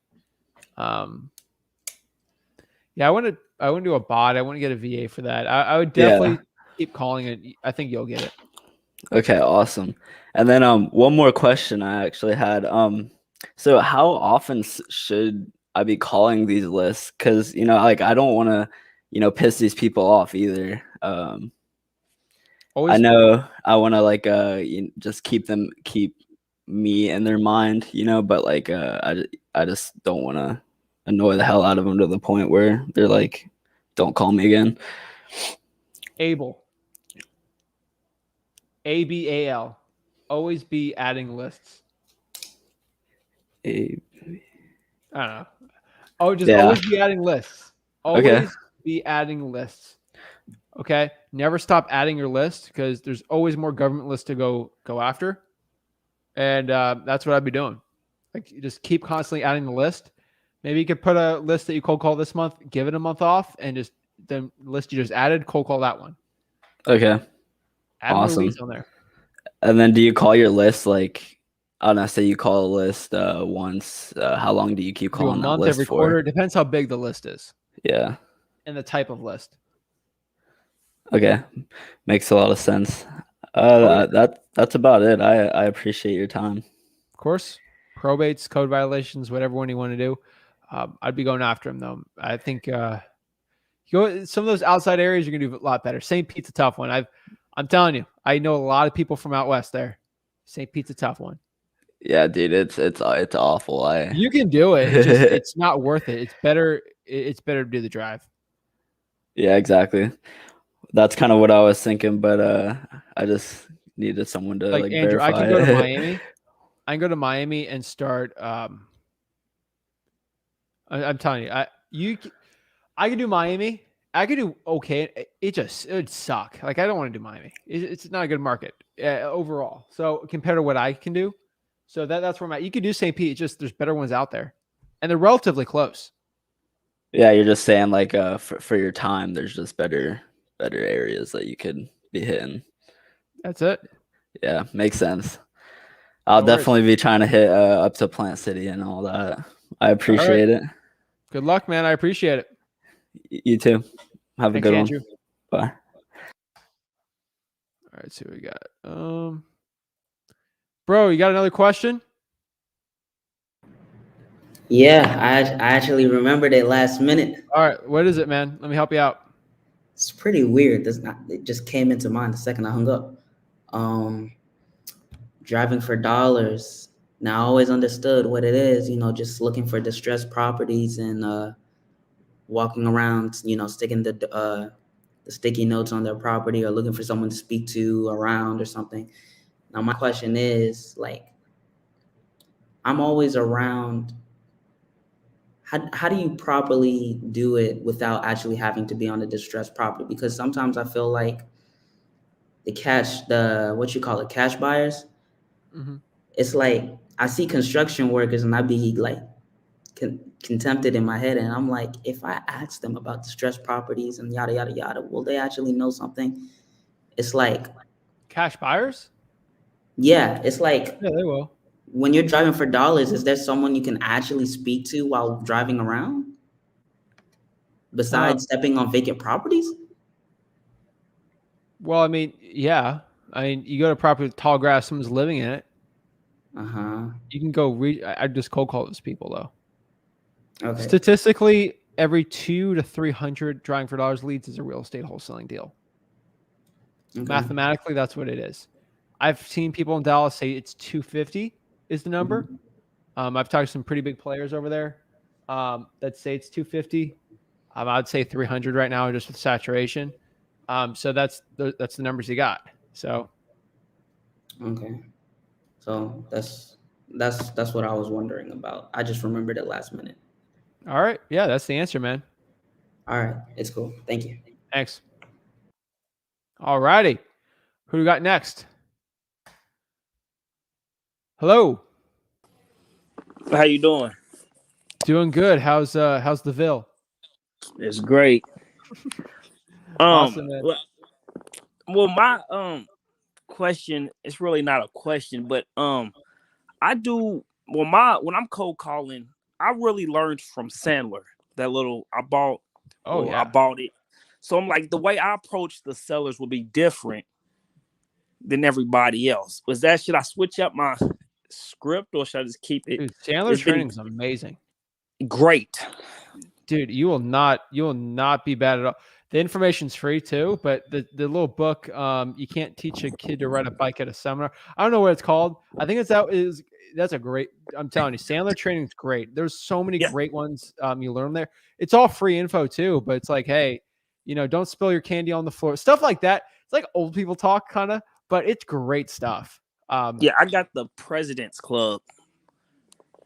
Okay, what's that? The Sandler President's Club. It's like a seminar one. It's like it'll come with like disc and stuff, and you watch them. Okay, that's cool. But my question, do you know? I messaged you on Instagram, but I'm assuming you have a lot of people. Bro, I get like 200 a day. It's almost impossible. That's why hey, hop on here. I can talk like anything that's urgent because it's too overwhelming, man. That's the problem. All right. Well, Bonnie, do you know like any good like estimate? I'm using Batch, but like I said, we have 6 accounts. It gets like out of control. This little 1,000 limit is just like. I get it. like I don't like. Is there a way that do you know if we can like talk to somebody in batch to like? I don't know what to do anymore because I'm just like I'm about to just say Yeah. forget Talk to SMS because it's so much. Michelle at Batch Leads and ask her. I don't tell her Okay. Zach sent you or something, but like Well, I'm not. actually no, is Michelle? I think Michelle's the account manager there. I got to make sure because she got a new position. Like she got I think she got a promotion, so it might not be her anymore. But no, I think Michelle does product now. Find out who's in charge. Not the top people, but just talk to somebody there and just ask them. You know, talk to them. I promise you get someone to call you. They'll be like, well, we actually have this. I don't know specifically for batch what they're going to do with you. So I'll talk to them and we'll see. I'm just a little different type of, I guess, client for them. But I would call and ask. They'll work with you, man. Okay, because I'm willing to spend the money. I'll give them double, triple. I don't give what they asking. Just I need them to help me. Well, get on a phone call, man. I'm telling you. Like, do I message the customer service people on the and just ask them to have somebody call me? Yeah, or get an email, or there should be like a customer rep that calls you there. They got someone like that. They'll probably call you. But yeah, request someone in the office, actually, or an account manager or someone who deals with that, not customer support. And they'll talk with you. I'm telling you, like they'll help you out. There might be a sales team there. I don't know specifically who you get in contact. I've been with them for a while. So yeah, I'll get in contact. I'm not saying because I can just talk to the owners, but like obviously not everyone can do that. So I would get in front of someone, the chain of command there, and they'll work with you. I think. Obviously they want your money, so like they're not going to say no. So if you just go randomly and just be like, oh, they're not going to help me, you got to go ask for the help. They're not going to go out of their way. But I think they'll help you out. Okay, they got the best customer service, so they'll be great. All right, and my second question was because we're looking to hire some more VAs.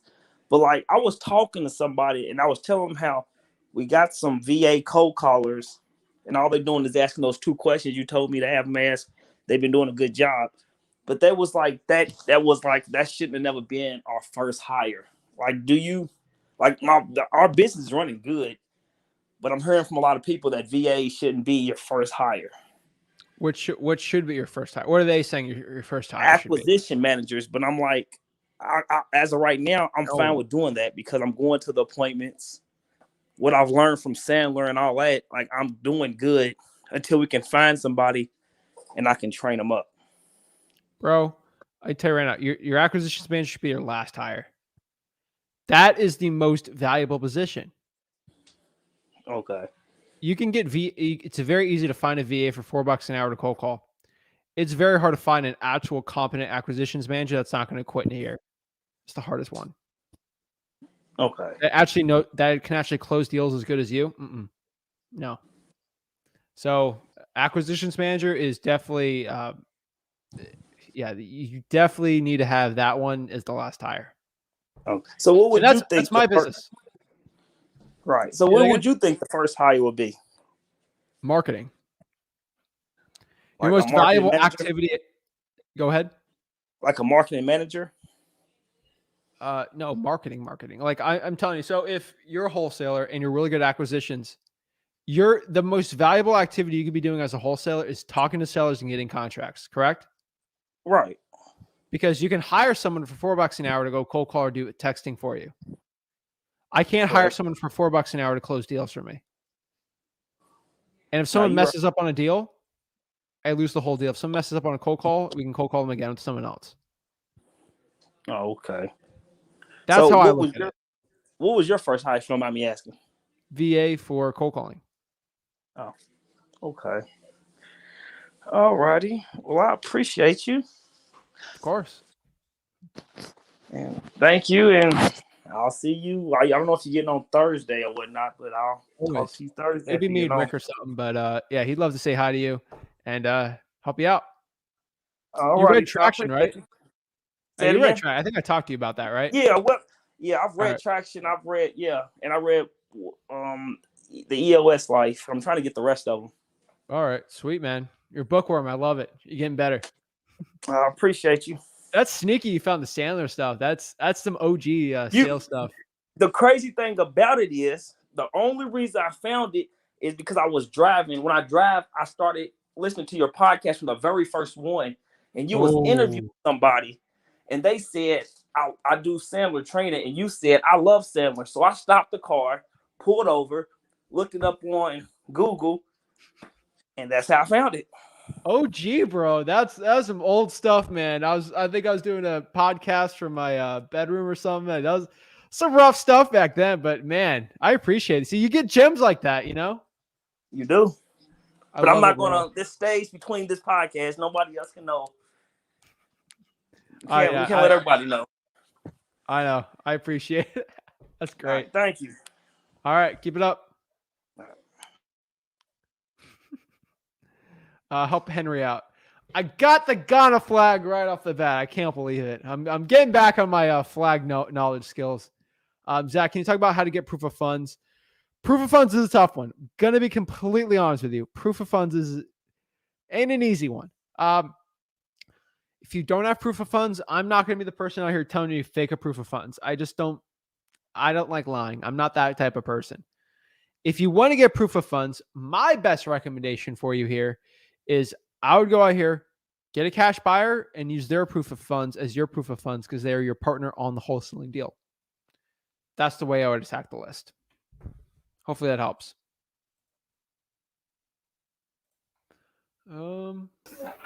Adam. Hello. Adam. 3, 2, 1. Okay. Guys, like this video and subscribe. Appreciate it. We got Zach with just a C. Am I unmuted now? You're unmuted. How are you? Nice, I made it in. What's up? What's up, man? How are you?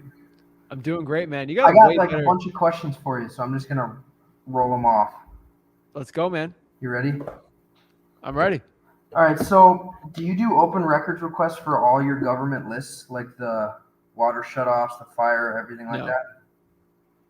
No, because I have contacts within there that I've been polling since I was 17 that I just get it emailed to me on some counties and cities. Gotcha. Some that are tough, of course, we have to. For a lot of virtual stuff, yes. And what market are you in so it helps me out? I'm in Milwaukee. Okay, makes sense. Are you doing just Milwaukee or counties surrounding? Yeah, so I'm doing the 5 counties around Milwaukee and then the 5 surrounding counties. Got it. That's, dude. So it's kind of like a lot to. Yeah, so it's kind of like a lot to. Oh, it is a good market. You've heard about it? Yeah, man. I'm telling you, I know some people doing very well over there. There's a lot of out-of-state owners in Milwaukee. Yeah, there's a ton of them actually. So how do you suggest I go about like organizing all that with each county? The out-of-state owners? No, so like, do I go to the courthouses and ask for these government lists, or how would you? So it depends. If you watch some of my trainings on freewholesaling.com, you can pull them online, and some of you have to go in person. It really depends. I would always go in person just because sometimes you'll be nice to a person and they'll just give the Excel. Sometimes you got to go like 3 or 4 times, but you'll get the Excel. That's so much easier. Give me one offshoot county that's not Milwaukee County. Like around it? Yeah. Racine County. R-A-C-I-N-E. R-A-C-I-N-E. And I've looked at all these counties and I can't figure out a way to. The only county I can find code violations in is Milwaukee. Okay. Let's see. Just give me a second here. I'm trying to help you out.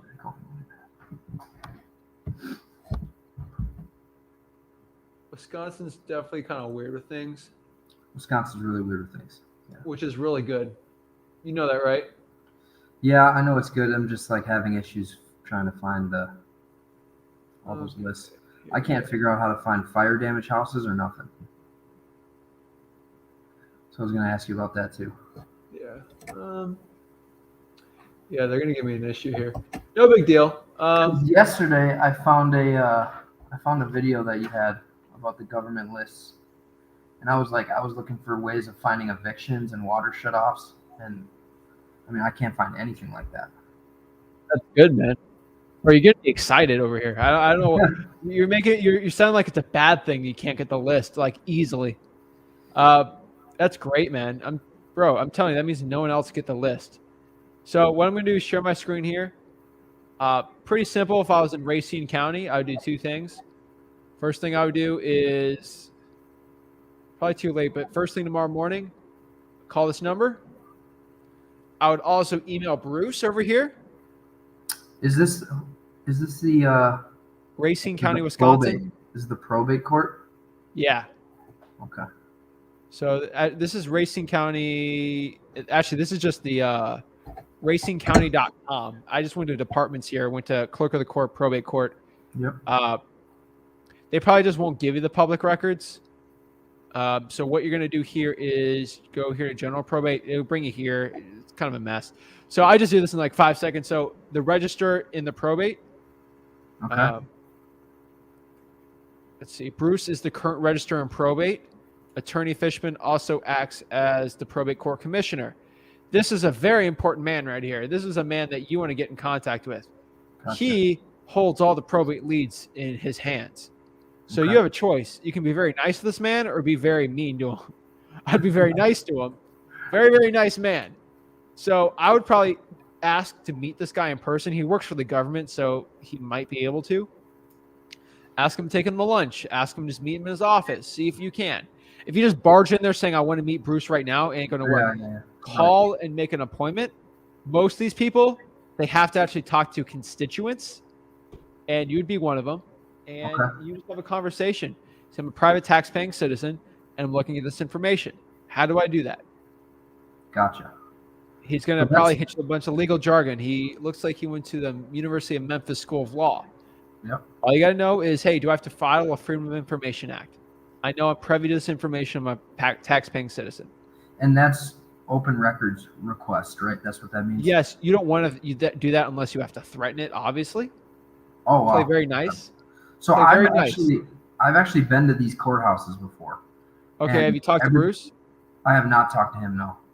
Okay. No. But I was just pulling, for probate, I was just pulling pre-probates off PropStream. That works too. You just do that too. There's like, Bruce here is like in charge of everything. There's someone like that for code enforcement. There's somebody like that for the fire department. So you said you had a question about pulling the fire list? Yeah, I mean, pretty much every government list, because I'm kind of exhausting these PropStream lists. I feel like What? I get it. Trust me. Yeah, so I feel like I've RVM'd and SMS'd them like a bunch of times over the last year or two. Okay. I mean, every other month or something still works, but let's go to fire damage property list. Okay. So I would go to the individual firehouses and call each one. Okay. And then I'd call the actual fire department for the city and then the county and call each one and just ask. A lot of them are going to say no. You're going to find one that says yes. Or if they say all no, you got to keep calling them every month. Okay. Make sure they understand that Zach Nash keeps asking and calling. Yeah. Because it's going to be like this. It'll be the receptionist. And the first time you call her too, they'll be like, all right, no, we don't have this information, which they do, obviously. You know that. Hey, Superior. Zach Nash, this guy, he keeps calling me, and he wants to. Why does he want that information? He says he's a tax-paying citizen. Oh, just ignore him. This is how government work. You think they're looking into it? That's how the conversation works. Just ignore him. He'll go away. You keep calling, and maybe you try to find a superior's phone number. You email like a Bruce guy who's like chief of whatever fire. Yeah. The Zach Nash guy keeps emailing me. Have you talked to this guy? Oh, he said ignore. Talk to this man. Right. And then eventually you'll get it. You just gotta keep going. You know that's how government. Yeah, I've never thought about the firehouses. I gotta call them. Yeah, the individual firehouses. Sometimes the information. Sometimes they call the actual county and they're like, we don't have all this, but each firehouse has a record. Mm-hmm. I'd actually be mad if my local firehouse doesn't have a record of the fires they went to. You know. Yeah. They do. Well, like you were saying, Wisconsin's pretty weird with this stuff. You're still in the United States of America. Yeah. It seems like a lot of these things aren't like recorded in Wisconsin for some reason. They record the fire damage, the houses they go on. Yeah. So yeah, the government list. I'm trying to get more into the government list because I feel like there's deals that I'm not, capitalizing on in those lists because I'm not It's a really great hitting list. any of them. I'm just hitting PropStream lists. And I'm just doing RVMs and text right now. Okay. So I wanted to ask you actually about like what your conveyor belt looks like. Like, do you RVM? Because I was thinking about RVMing 3 times and rehashing my data as I go, taking out the responses out of the list. You know what I mean? Yeah. And I don't RVM. I'm just telling you right now, Zach. I do not RVM. RVM is very bad in Florida. The Southern District of Florida goes after RVM specifically. He tries to find people who RVM in the state of Florida and goes after them. Gotcha. He's charging wholesalers like $50K and just sues them, and they get the money, the government. So, and they'll make you settle for like 40. This is South. This isn't Wisconsin, bro. This is Florida. No, but I've actually gotten flagged for spam before, so it's getting worse. It's not that. It's like the government's actually going after you. Gotcha. It's different than spam. So, Florida, no, I don't do it. I don't do it from Florida. I don't want to deal with it. Yeah. It's a business decision I made. I use that money for SMS and extra cold calling and direct mail. So, you can RVM the list. I would start getting drying for dollars if you want to start expanding. Yeah. I've been using the machine. Yeah, that's a great one to do. I'd hire people to go out there, drive around. I would do reverse drying for dollars on like vacants, reverse drying for dollars on just very distressed properties. That's another thing I would do also. Gotcha. So what are you doing for your marketing channels? Are you SMSing and cold calling and that's it? No, so we'll do direct mail mostly, cold calling, SMS text blasting. And this is in a cycle? Yeah, it's in a cycle. We do, so we have 2 types of wholesaling. We do virtual wholesaling and local. 80% of our deals are from local wholesaling. And they got JVs, but I don't really count them because there's no marketing dollars to spend on that. So with the local market, there's like 5-6 counties we work on. And so really we group them into 4 categories or 3. It really depends on kind of what we're doing. So we'll group them into 3, kind of a north, middle, south region. So group 1, we'll get a cold call. And then next month, group 1 will get an SMS. And then group 1, month 3 would get direct mail. Started from the top. Q2, they'll get an SMS, cold call, direct mail. Group 2 would get a cold call, SMS, direct mail, and then group 3 would get direct mail, cold call, SMS. So we kind of do it like that. So these groups are just different groups of counties? Yes. And you do this for each list? Not every single list. Like probates, I'm not going to SMS text blast. I'm talking about for like high equity, vacant, like big lists. Big lists. Big list. It's a big list. Hundreds of thousands. Gotcha. So when we do it like that, it works very well because we're blessed where we can run a big operation, which we can do that. Now I'll tell you about it. I just don't think it's best for a lot of smaller operations. Right. So I do a lot of my lists are usually between 2,000 and 6,000 records. Yeah, something like that you do every month or every other month, and you always add more to the list. So do you think this is too complicated if I do RVMs 3 times and then rehash my data, take out the responses as I go, and then move on to SMSs, and then because I want to dwindle down my lists to smaller lists and then cold call.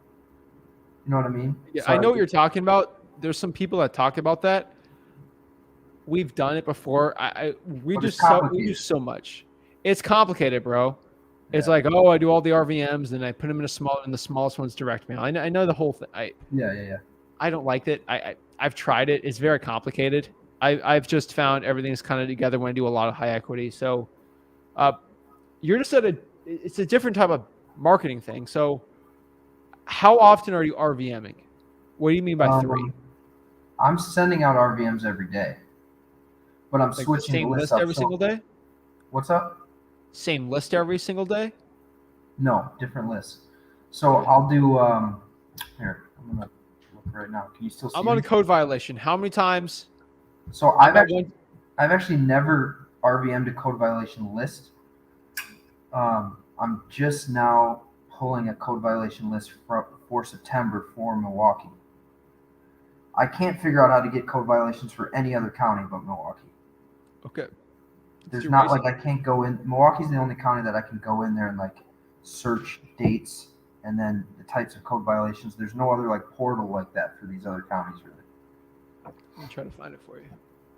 So I've never really I've never done code violations before. I've just RVM'd absentee owner lists and tax delinquent, vacant, and pre-foreclosures.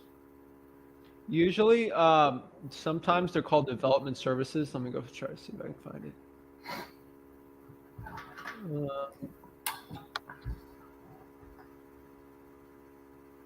Okay. Racing. And I kind of feel you with the whole like it's complicated thing because every day I'm having to go in and take out the responses from the list and then re-upload the list into the software. You know what I mean? And then so people in the list don't get hit twice if they say take me off the list. Okay, right here. It's development services for the county. Remember, there's two offices. There's the city of Racine and Racine County. So let me show you here. It's development services, so it's not code violation. They're different. That's what Wisconsin's weird. So they have a different name for it. No big deal. So this is it right here. Let me share my screen. Public Works and Development Services. They're open 12:30 to 4:30. Here's your phone number, right? This is their address. They're in Sturtevant, Wisconsin. They got a map for you. Nice, cool. Julie, I would email Julie. I would email Kim. I would email Leah over here. Just asking for the list, not submitting an open records request. No, ask for if they have the code violation list. Now, if they don't give it to you, then you're gonna have to call this number here and ask where I get the code violations or the code enforcement, and they'll tell you. Like, I don't know that maybe it's not the list. Call and ask, and they'll redirect you. Okay. Oh, code violation. Oh, here's their number. It's not on the website or something. Here's another one. Here's City of Racine. Let me show you right here. Maybe you have to go in individual cities. You never know. Yep. Here's City of Racine. Racine, Wisconsin. I've seen this before. Online complaint form. Online complaint forms. Yeah. Right here. Call this number. They'll redirect you. They'll tell you. City of Racine Building Department. Here's their phone number. Building inspector. I would email all three of these people the same thing and ask how you get the list. Even though they don't work for it, they'll forward it to the person that does. And just ask for all this stuff. You know, kind of I would ask really for the weeds, honestly. Right, because they're all complaints. Like people have filed complaints. So I would go after all the complaints for distressed rental properties. Yep. Distressed building. You already know what you want. This is the actual office also.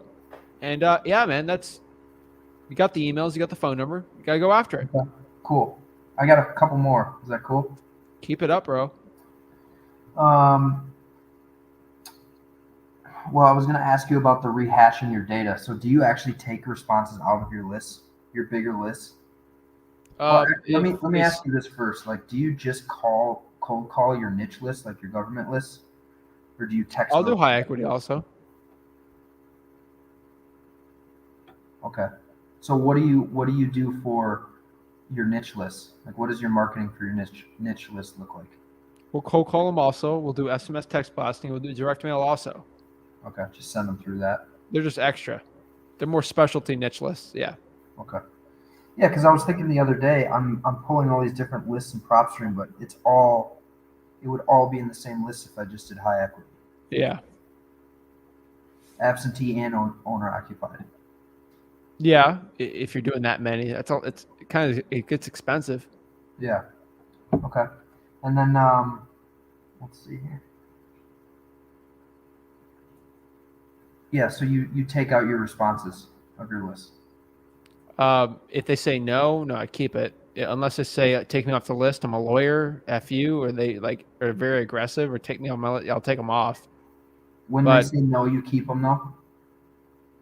Depending. If they don't want to sell right now, then yeah, I'll keep them on the list. They just don't want to sell it. No big deal. Right. They might next quarter. They might want to sell. Yeah. I've had deals where texting where it showed me the previous text on batch, and they said no like 4 or 5 times, and it was finally a deal. Yeah.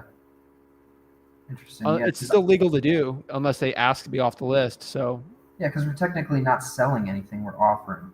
they said no to the offer. Right. I'm not selling anything. I'm offering to buy their house. I'm actually looking to give them money. Yeah. Okay, gotcha. So regarding hiring, you said your first hire was a cold caller, Correct. and what was your? How did you put them through that? Did you train them first, or because I'm looking to hire somebody to cold call soon? I was training them, and then I got sick of training them. So what I did was I started creating videos. This was before I had a YouTube channel. Screen shares, recordings of me calling. I put them through the whole thing. I put them as unlisted YouTube videos. And then they got to go through my training, and then I got to individually train them there, and he knew my process. From there, it made it a lot easier. Gotcha. Okay, cool. And water shutoffs. I've been told by a bunch of different counties now that I need open records requests for that. Is that just like a utility lien in PropStream? You can go PropStream and go utility lien. That's where water shutoffs mostly are going to be. But I'd rather get it straight from the source. So I would do an open records request if I had to, if they're public utilities.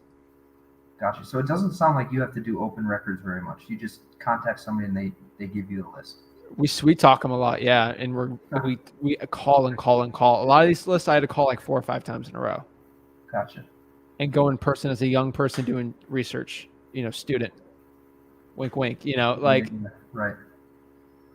Is your return on your direct mail? I mean, it's obviously good if you're still doing it, but because a lot of people say it's not worth it at this point. But I feel like a lot of people are out of doing that now, so it might be back. A lot of people are out of it. A lot of people suck at the acquisitions for it.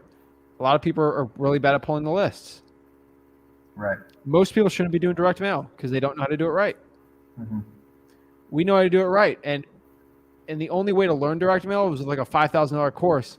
So we just made a free mailing course, and I just recorded a bunch of my calls I used to do.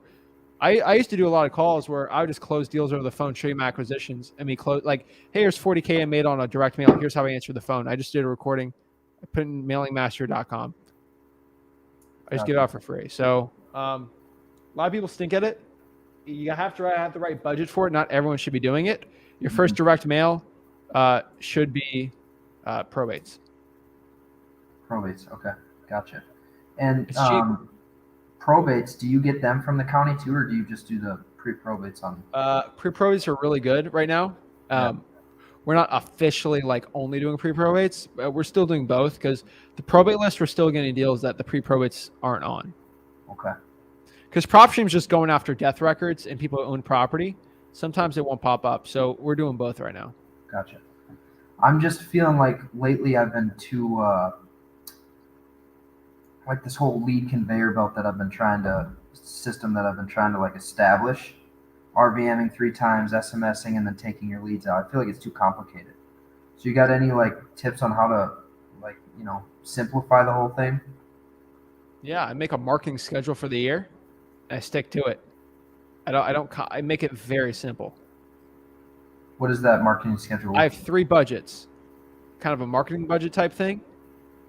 I have a time budget and a money budget. Marketing schedule, simple as it is. Hey, I'm going to cold call the code violations this month. Next month, I'm going to SMS text blast code violations, the high equity, whatever. I make a schedule. Okay. And you just develop that yourself? Yeah, on a Google Sheets or Excel. Okay, cool. Nice, man. Well, that's, anything else? That's pretty much it. Sweet. I appreciate the help. That was good. Of course. No worries. Cool. I'll jump on next time too. Appreciate it. All right. Thanks, Zach. Appreciate it. See ya. Thanks. Woo! Let's get it going. I love it. I think we're helping a lot of people out today. So I'm excited and pumped up. Let's see who else we can help here. Thomas, what's up? You're muted. What's up, Zach? Doing great, man. How are you? So I just had a few questions. He answered a lot of the questions previously, the other guy Awesome. answering all the questions he had written down. But first question was, I was sitting here, I got a call from a bandit son, and a guy was wondering if we do finder's fees. How would you even include that if you close the deal from it? JV agreement, Really? or you just pay the person a check and you trust that if you pay them, they'll probably give you more deals. So you should probably pay them. Okay, I just didn't know if it had to be more complicated than it really had to be. No, if they don't trust you, you can do a JV agreement. Okay. I'd probably do a JV agreement if you get it signed, just to show good faith, a contract signed. Okay. So if you don't get it wholesale, you don't have to pay them. But I think that would be a pretty good one. Okay, and the second question would be, is I'm in the Charlotte area, and I do surrounding counties in Charlotte, and Nice. I just try to spend as least money as I can on bandit signs, just because mostly they get taken down. So I've been handwriting 100 a week and just been putting them out. But the problem is they get faded by the sun because they're not getting taken down. They've been staying up for 2, 3, 4 weeks sometimes. So, but they just end up fading because I'm handwriting them. Okay, I would use a thicker Sharpie. That's the only thing I could tell you. Yeah, I just got the Magnum ones. That's why then they still fade. You could make what do they call them? An Etzel or whatever. The Like a one you can stencil or cut something? out. Stencil, yeah, and just spray paint it. Those stay down pretty well. Okay. And then last Like question black would be, spray paint. yeah, I've just been using blue, red, and black. Yeah, but they'll be thicker because the way you draw it would be pretty thin. So the thing is just spray it to be faster. All right, perfect. I'll give that a try. Don't And breathe then, that stuff in though. What's up? Don't spray. Don't breathe that stuff in. Jordan Oh, says no. spray a clear coat on them. That's another good one too. Oh, that's a good idea. And then last question would be, is that since Charlotte, there's a lot of wholesalers here because I see signs everywhere. I put up signs. Oh yeah. Do you know any zip codes like surrounding it that would be maybe a better opportunity to try to get into? I'm not the Charlotte expert, so I'm trying to let me see if I see any counties around it. I probably You got like wouldn't. Gastonia, Kannapolis, Concord, Mooresville. I've heard good stuff about Concord.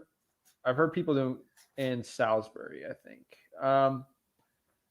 Yeah, outside of there, not really. The next closest one I know people are doing Winston, Greensboro. Yeah, these are really far. So yeah. No. Yeah, not something for bandit signs, but you can definitely still call them or something. Yeah. All right, that was all the questions I have. I appreciate you doing this every week. Thomas, love to help. Thanks, man. Appreciate it. Thanks. All righty. Yusuf. What's up? What's up, Zach? Long time no see. What's up?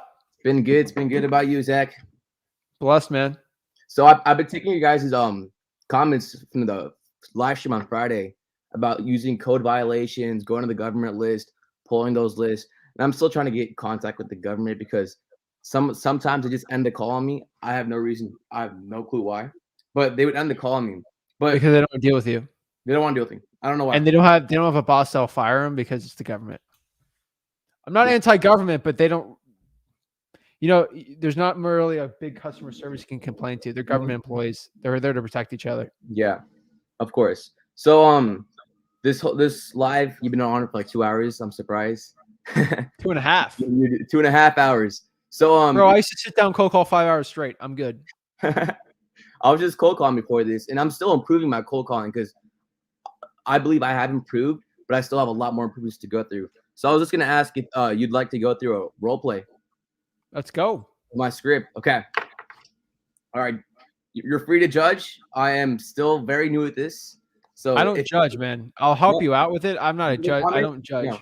Okay. Still, I'm a little bit nervous, so let's get it rolling. Okay. Ring, ring, ring. Hello? Hello? Hello, I'm looking for Zach, or the homeowner of 115 Main Street. This is him.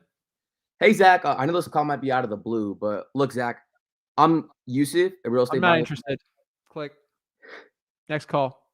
Next call. Ring, ring, ring. Calling, man. Of course. Hello? It's cold calling. Before we start the next cold call, I've been recently going through many calls where the voicemails are like prank calls. Oh yeah, that's funny. Like There's some funny 3-4 ones. minutes long. Like it's so believable and like so it's been crazy. But Oh yeah, I've had a couple like, hello? Hey, can you hear me? Hello? Hello? I was in a full-on conversation about this guy's Can you be a little dog. louder? Can you be a little louder? I've had it all, man. Just yesterday I was in a 5-minute conversation with this guy's dog. I had no clue it was a voicemail. until I stopped talking, and he was still talking. I'm like, what? Yep. Like 5 minutes, and I got fooled. I'm like, wow, that was a good prank. Some are good, man. Of course. Okay. Ring, ring, ring. Hello? Hello. Hello, I'm looking for Zach or the homeowner of 115 Main Street. This is him. Hey, Zach. I know those calls may be out of the blue, but look, Zach, I'm Yusuf, a real estate buyer looking to buy a property on Main Street. Are you by any chance interested in an offer on your property at some point? What? I'm a real estate buyer in Main Street. Okay. Are you interested in buying in a cash offer on your property at some point? Maybe. Well, perfect. You have around 7 to 10 minutes to talk about your property, so I can get you enough info to see if you can be a great fit for an offer. Sure. Of course. All right, Zach. So tell me a little bit about your property. How many bedrooms? How many baths?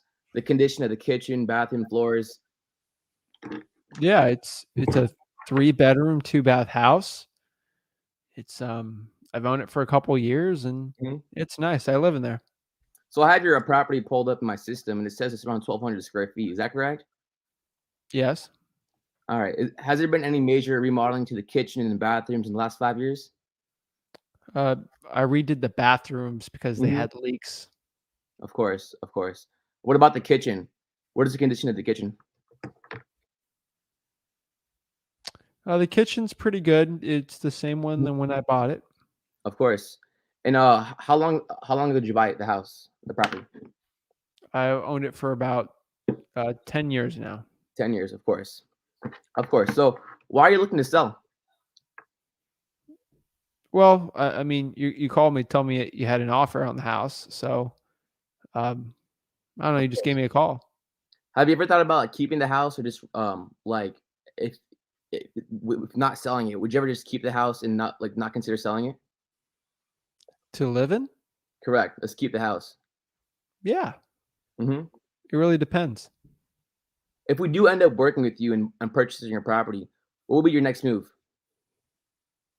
I'd probably go up to Alaska. Alaska? You like the cold? That's where my family's from. Well, that's cool. That's cool. So it definitely looks like your house could be a fit for an offer. It fits our criteria. There are a few things that might get in the way that if we do come in terms of a number, I would just like to take a quick minute to talk about that. Is that okay? Sure. Okay. So tell me about the timeline. If we were to work things out, what would you want to sell? Like, what time would you want to sell your house? Would that be like 30 days, 60 days, 90 days? It would probably be within the next before Christmas. Before Christmas? Pretty soon, Yeah. of course. Yeah. So let me ask you this. Are there any other people that would be involved or upset if you made a decision about selling your home? I'm just trying to see if you need to consult a husband or wife for your decision. No, it's just me and Luther living here. Of course, of course. Yeah, I know you've been living there for a while. Is there a plan of what you'd like to do with your stuff? Did you want to leave some stuff behind or keep it all with you? I'd probably keep some of my stuff. I'd probably have it moved. You know, yeah, I probably would. I have some art I'd like with me and stuff like that. All right, Zach. I understand your house is 10 years. You've been living for 10 years. You're not really motivated to sell, but if it fits an offer, you would likely to go with it, and you're willing to sell before Christmas. So let me ask you this. I want to make sure I give you enough information just so you can give me a yes or no. A no is perfectly okay since we don't buy every house we see. However, do you have any questions for me to help you make a decision? No, if you want to buy it, you can come by, take a look. Me and Luther are going to be here, so. Okay, Jordan. Okay, Zach. The way I structure my offer is like this: we purchase properties cash. We pay all the closing costs. There are no real estate commissions, no appraisals. I work on your schedule, and the best part is we buy them completely as is, so you don't have to put another cent to the property. So what I'm seeing here in the neighborhood is houses like yours selling for around $100,000. I'd really love to from 100,000 to like 120. I'd really love to get your house at 100, but my offer for you is 120. How does that sound? I don't know. I would. I'd have to think about that. Of course, of course.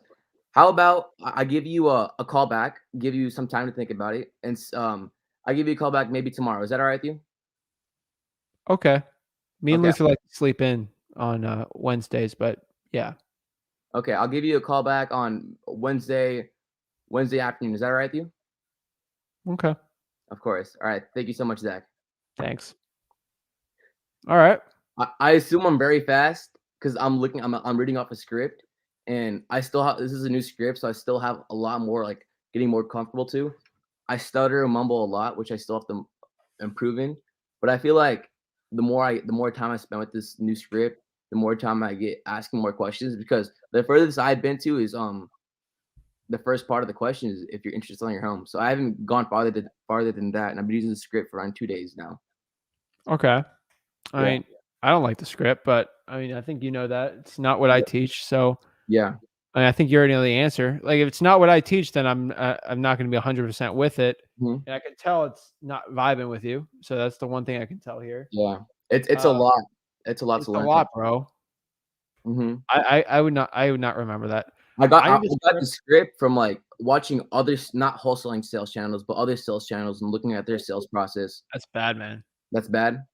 Bro, are you trying to sell me? Are you trying to sell me life insurance, or are you trying to buy my house? The video said it would work with anything. Best sales. Okay. Well, I beg to differ, of course. I'm just telling you, I close deals and I know exactly what my VAs do. Of course. I found the best success, the mom and pop approach.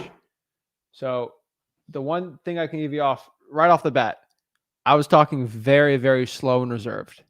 Yes. And you were talking very, very fast. Mhm. I am not going to like you off the bat because you don't have the same personality as me usually. Correct. People like people who they think is close to themselves. The same tone. So you were very high and excited. Now, if I'm trying to buy your house, I'd be the same way. I'd match your personality. You got to be a chameleon with your sellers. Mhm. Match their personality. Correct. Go a lot slower. Oh, this person's very slow and draw out. You do that, all right? I talk to sellers all the time. They got southern accents. I get a little southern draw going. I've had aunts, great aunts with southern accents, so I can play the part. I love sweet tea. So really got to be a chameleon with their sellers. I don't think you had a stuttering problem. I wouldn't say that. I think a lot of stuttering issues or hesitancy comes from you, first of all, not being comfortable, not having confidence, or not, or just trying to memorize scripts or trying to say the right thing. Correct. The best cold calls I do is always natural. So I keep my cold calling as bare bones as possible. Are you the owner or are you looking to sell a property? You got that down pretty good. Next problem here is when you go to the next part, you're going after a bunch of things, condition. You said, I'm not motivated. Maybe I was motivated. The one thing, there's a lot to work on here. It's not bad, man, especially starting out. You'll get way better at it. I have found I try to have a natural conversation. I'll give you a really quick, easy one. I kept talking about me and Luther. You didn't even ask who Luther was. I didn't. Luther was my cat. We watched baseball every Sunday. I would have built a great report talking about Luther, the cat. Me and Luther like to sleep in. Luther's my cat. You just got to, cold calling, you got to ask questions. Correct. That was an easy one to ask, Hey, what do you do for a living? Is that going to affect your work? Little rapport building things I would always add in there, Yeah. You were just, you went straight into condition the property. I would have gone into motivation. Another question I always ask, if the motivation's decent, it doesn't seem too good, ask again, hey, outside of price, why are we looking to sell? Correct. I would talk about family, I would just go a lot slower. I would just do a very, very simple bare bones script. I would just ask them about the motivation, condition, time frame, price, put it in there, and then try to meet them at the property to do a virtual wholesaling appointment. That's what I do. A lot of these deals, you guys got to go in person and see. For virtual, I'll tell you right now, you just got to spend more time on the rapport. Yeah, that's really it. I would change the script up. There's a lot, man. I feel like I spent time like looking like for the perfect script. Spent like a lot of videos. I'm like, this is a script that I try to combine with wholesaling, which of course is not the greatest script, like you mentioned. Of course, I'm gonna most likely gonna switch it up here and there. But I feel like after I get a good script, it's more of the person, not the script. Of course, I could use that script and dominate. It sounded like you were reading off a script. I like to go natural. Yeah. Bro, are you looking to sell the property or not? Yeah. Are you looking to sell a house? Why are you So how looking do to you sell get, the house? how do you get to feel more natural? Like I call and I'm not like I'm looking at the script. Every time I forget something, I'll look at the script and then I talk when I'm not talking like I'm usually talking fast and I'm getting nervous and like I stutter a lot. Because you're nervous. Your biggest issues is because you're nervous and you're not confident. You have to have complete confidence in yourself. So there's, I mean, the obvious way is the way I did it, which is not the easiest way, which is do 5 hours a day for a year straight for 5 days a week until you get it right and just start closing deals. That's not the sexy way to say it. Mm-hmm. Confidence is just, I don't need, like, if I go cold call like cars, I'll do the same thing. Like, I don't know anything about cars. I'll have confidence in what I say in my sales process, but the confidence of me knowing cars, I don't have that. Mm-hmm. I can go meet someone, try to buy their car. I could still get through it, kind of like I did my first appointment. What I'd say when it comes to cold calling, you got to get a more natural script, which you like and understand. Mm-hmm. I like a script where if I'm, on my phone on Instagram, I could still cold call. I know exactly what to ask, Why are they looking to sell? Are they the owner? Are they looking to sell? What's their motivation, time frame, condition, price? Mm-hmm. Hey, that's great. Is there any time I can go meet at the property, or is there any more time I can go out there and I maybe do a virtual meeting, send me pictures of the property? The last part here, I could tell you right now that the most important part is you gave the offer very fast. When you give the offer, you have to condition your seller. Go through freewholesaling.com. Also go through Mailing Mastery, because you're not going to do direct mail, but there's a lot of good acquisitions on there for conditioning sellers on Mailing Mastery also. Mm-hmm. I'll put it up on the bottom. It's more than it's an acquisitions course in there too. So condition the seller. Hey, Zach, before I get in the offer or anything, what price did you need to sell the property for? What are you looking to sell it for? In the perfect world, you could sell it in 2 months, move to Alaska. What price were you at? I could have given you an insanely low price. You would have never known because you gave the first offer out first. Freewholesaling.com, you know that from there. Number 2 is you get, hey, before I give you the offer, before we talk numbers, are you ready to make a decision right now to sell it or not at the certain figure? If they say no, give me a call back when you can. If they say yes, then you get in there. Because when I say, oh, I don't know, I'll think about it. If you said that before, that'd never be a problem. Yeah. So I feel like the more comfortable I get, the more natural I sound, not scriptish, because I would never want to listen to a cold caller who's on the script. Bro, are you stuttering right now talking to me? Am I stuttering? No, you're not. You're comfortable, right? Mm-hmm. Because you're talking naturally. You're not reading a script. Mm-hmm. Do that with your cold calling. Your results will be insanely way better. Yes. So I need to improve my script. If you cold call like the way you're talking to me right now, you'd be fine. That's how you want to cold call, right? Yeah. You're naturally asking me questions because they're natural questions, right? Yeah. So get more comfortable, be more natural. Don't be scriptish. I should get more and more comfortable with cold calling. The way you're talking to me right now is the way you should be cold calling. Are you the owner? Are you interested in selling the property? Motivation, condition, time frame, price, building rapport in there. Of course. And then I think I have another question if you mind. Keep going. So I mentioned before in your last live if you said I should do 50% local market, 50% virtual market. And I was looking at you said watch your videos on how to find virtual markets, and you're mentioning zip codes. I'm looking at cash buyers. I was just wondering if it'd be a good idea. Is it like I can't share my screen, can I? No. Okay. If it's possible to look at analytics of, say, for example, I'm looking at virtual wholesale in like Utah, Salt Lake City, correct? If I go to the analytics, pretty saturated. Yeah, of course. Okay. So somewhere around Utah, I'm looking at virtual wholesale and I click analytics and I look at, so would it be a good idea to find a virtual market if the price growth is good and the MLS status is good? Price growth doesn't mean anything. It doesn't mean anything? You could wholesale West Virginia with a higher population that the price growth's going down in like cities where people are leaving. Yeah. Price growth's decent. I would still be going after that, but like it's not everything. Like if I had a price growth, I'd be going to New York City, Ain't gonna be a good deal.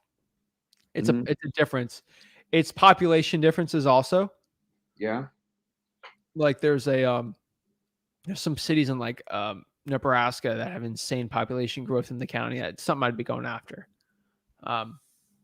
That's what I'd be over the past 10 years. Don't do year over year, 5-10 years. Look at trends, and those would be good ones too. Don't get too analytical with it. Find where wholesalers are doing well in virtual wholesaling and do those markets too. Oklahoma City used to be a really good one. Now everyone's doing it. You just got to find it. Of course. Okay. So the biggest barrier I'm probably facing right now is perfecting my cold calling to get to the next level. Because the list, it's not a, it's something that's maybe slowing me down a bit. Cold calling's talking, and you're talking. You're good at talking. Thank you. It's just you're talking off a script or not. So let me ask you this: out of wholesalers in your present market, which is I suppose a competitive market, what is different from a wholesaler who's successful and a wholesaler who's not successful in your local market? Speed and simplicity. That's it. Speed and simplicity. That's it. Everyone's too complicated. Oh, I'm John Smith. I have an investment firm and a hedge fund. We're looking to buy. Hey, I'm Zach. We're going to buy your house. Hey, can I meet you at 2:00? Let's go meet right now. We'll run up the house by the house. It doesn't hurt that I buy I've talked to a seller. I can give him 15 addresses I bought in that zip code for the past year. That doesn't hurt. I always do that. Yeah, it's speed and simplicity. That's all I'd say. And you mentioned that you guys kill it in your local wholesale market because you said you guys know what you're doing. Yeah. What is that you guys know what you're doing is that other wholesalers are not doing? I know every zip code that works and what doesn't. And then in each zip code, I know each street that does well and which doesn't. That's how deep I'm into my local market. So for me to improve and get my first wholesale deal. You're not going to do that in Orange County. It's I hard. don't wholesale in Orange County. I live in Orange County. Like the neighborhood I'm at, the houses here are like $2 million. But yeah, down in I drive for dollars in Inland Empire, which is around a 2-hour drive. And I cold call 2 hours. Riverside, where?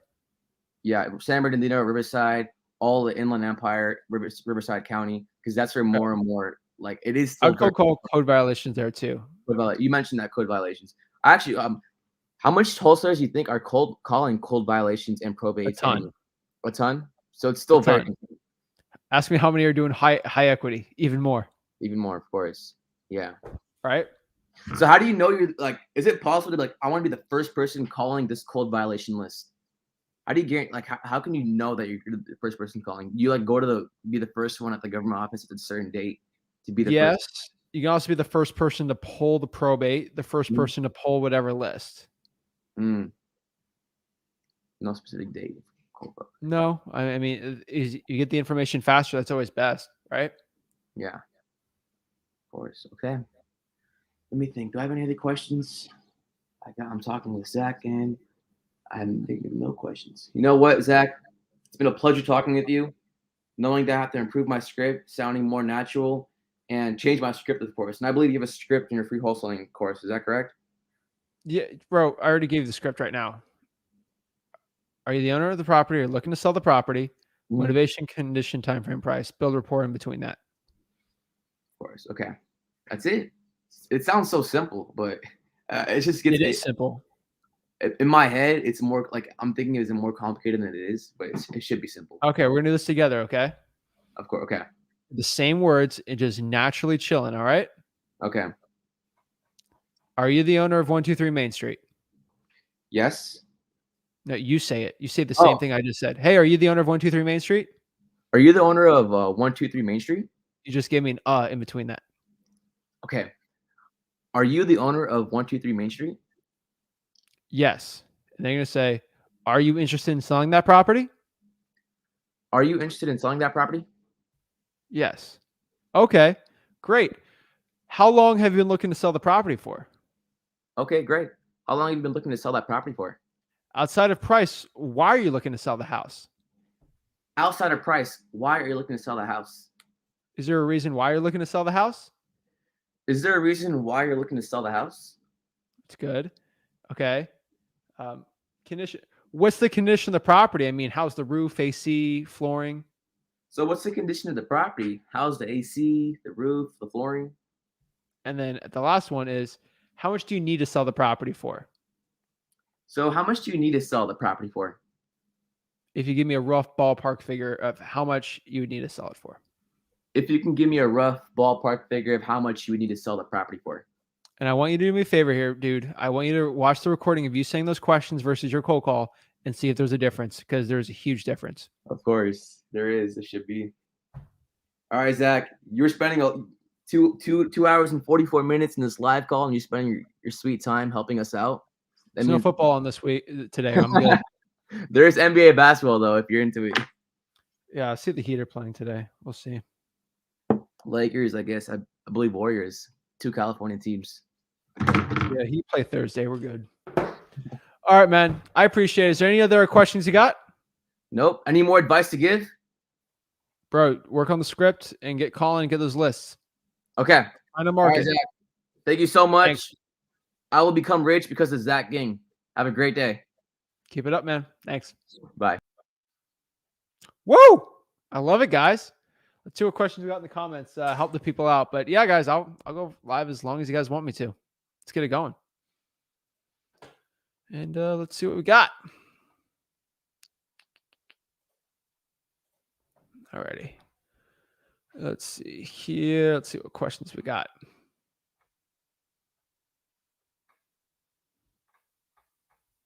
Appreciate everyone giving me the value on here. Thanks, guys, for liking this video. Guys, make sure you like this video. Make sure you subscribe. I really appreciate it, everyone.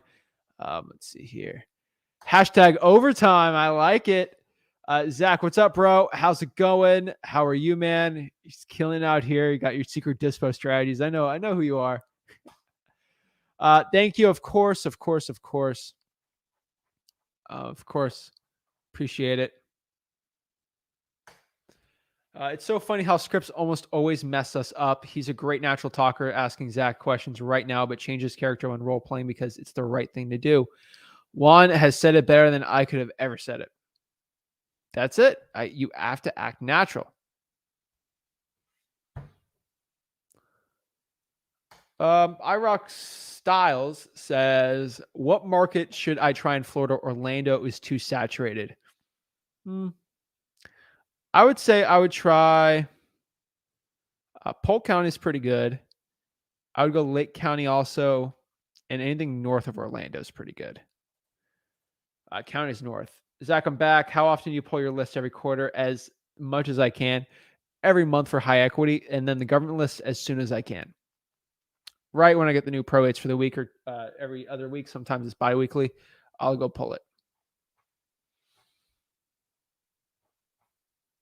Let's see here.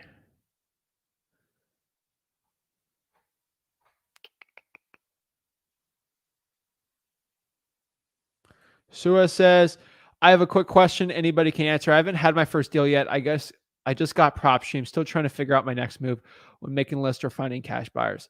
Both. Cold call for sale by owners. I'll help you out a lot.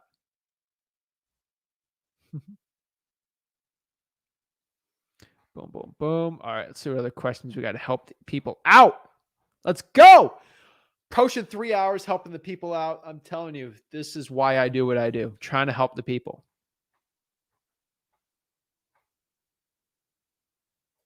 Sandy has a great question here. Sandy says, let's see here from Sandy.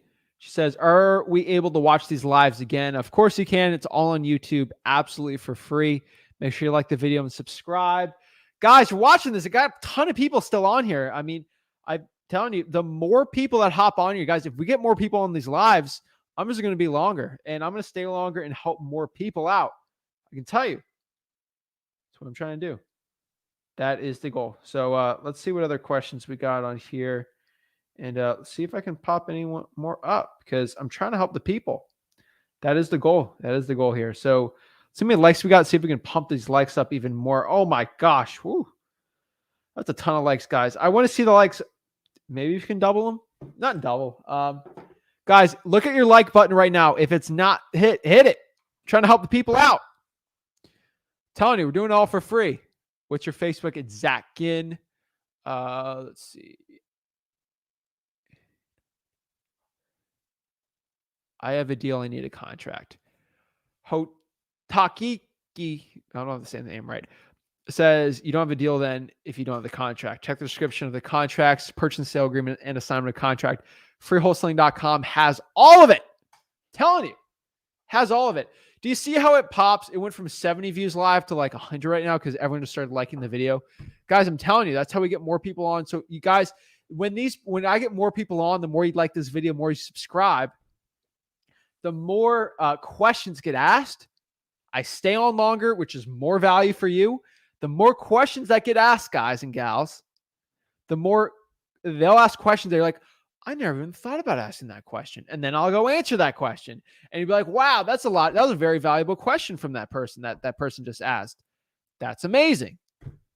I'm telling you, you get a lot of value. Like watching these live seller role plays today, you actually got to see a lot of value from people just going over live calls, and you saw what they did wrong, what they did really right. We could see, I think, a big thing we learned today. I mean, even Ellie was talking about equity. I think a lot of people didn't understand equity. Maybe they're too nervous to talk about equity, but I talked about equity there. So very important, guys. Ask questions. Guys, keep it up. I'm telling you right now, keep the questions. New Moon Entrepreneur says the dispo list is going fast. I love it. Keep it up. How many, let's see here. Yes. Thank you. Cool. Thank you. Natalie says, how many deals you're closing a month? So that's always a weird question because I used to do around like 5 to 6, but here's the thing. We're doing a lot of JV deals.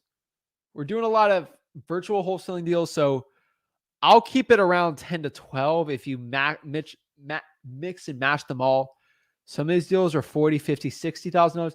Guys, I just did a vlog of an $80,000 deal. It's going to take forever to edit that one though. But that one to come out. And then, yeah, I do some big ones though. And then big ones, I'll go out and drive and actually go to the house, even though I've never been to some of these houses before, and get them done. But that's kind of standard. I mean, the JVs, take them out. I mean, that's 3 to 4 we do. So Zach is awesome. Love the integrity. These are smart. And each one's different. Like sometimes you do 8 deals, sometimes you do 12, sometimes you do 14, sometimes you do 7. Like it all depends, but it's more about not how many deals, how much net profit you get per month. Because I'm telling you, that's way more important to make $100K a year versus it's more important to make $1 million per year net profit than to do 100 deals, because 100 deals can be $1,000 each. So make $1 million versus 100,000. Kara says, Zach is awesome. I love the integrity. There are smart people that overthink it all and people who don't think anything at all and try to win. Sometimes it is simplicity. Don't overthink it. How often are FSBOs good on Zillow? I think they're pretty good. Jonah 3K says, how do I find buyers outside of local events? Easiest, go to freewholesaling.com. I show you how to do it on Facebook. Facebook is the top one. Watch the replay in the beginning of this video. I kind of break it down. I'm telling you, people ask these questions, guys. Even in the top of this video, when I was talking to Ellie, I actually broke down how to do it in Dallas the right way perfectly. No excuse. Freewholesaling.com has that also. Mina Von Gasha says, do you do out of state? Yes, I do out of state.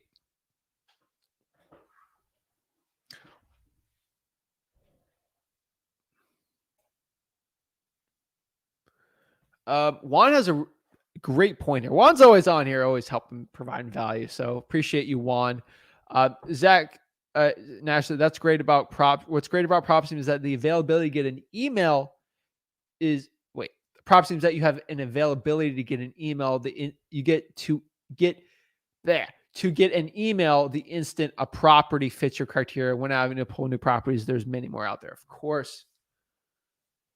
So Zach says you repull and rebuy numbers for your high equity list every month. No, because we get rid of duplicates on there, which we can do through PropStream.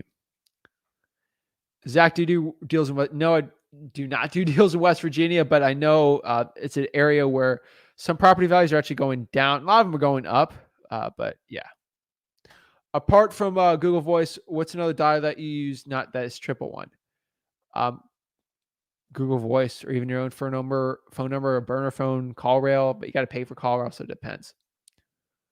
Juan says, play the intro music again before you get the next caller. All right, well, only because Juan will provide so much value to the audience that I gotta add. I gotta do a solid for Juan, okay? Because he's always talking to people, answering questions. So, yeah, you gotta help Juan out because he's always helping everyone else. So, Juan, this one's out for you.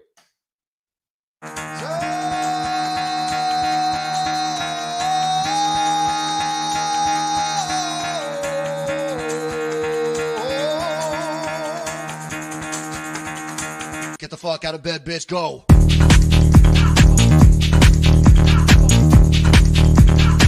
Get up, get the guy go.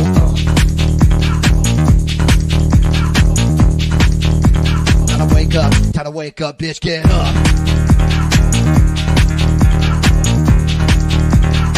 Get up, get up.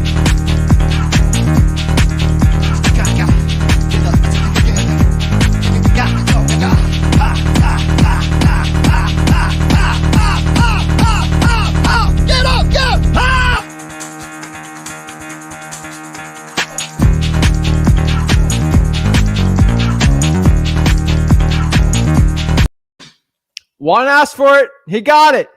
Let's get jazzed up. Let's go. Let's keep it up. These gurus, they are mad I'm going live for 3 hours. They do not want me to go live for 3 hours because they know that is more value that they're not be able to provide. That's less course sales from them. That is less legacy that they get to help people through selling courses. And that means that the time of gurus and selling courses is going down by every single minute I go live this year. Every extra minute is probably one less course sale. So I'm telling you, Tony always loves to DJ. I'm telling you, and we do it with fun. Like, a lot of these gurus I hear are just boring. Blech, makes me go to sleep every time I hear them. They get to the regular. It's boring. Okay, and they try to act exciting, but they don't really care about this business, and they'll act excited and then they'll get like, oh, just talking like this. Guys, they fake it. I'm telling you, I love this business. I have a passion for it. I'll talk about it forever. I'll go for 3 hours straight, which I don't think anyone really does. Some people do like a 12-hour live stream, but then that they won't do another one for like 6 to 8 months because it's too much. I'll go 3 hours weekly because I don't care. I'm trying to help the people out. I do not care. Here to help the people out. I have a passion for this business. I'm not getting paid to do this. There's no mastermind thing I'm trying to sell you. There's no course I'm trying to sell you. I'm trying to help everything. I'm telling you.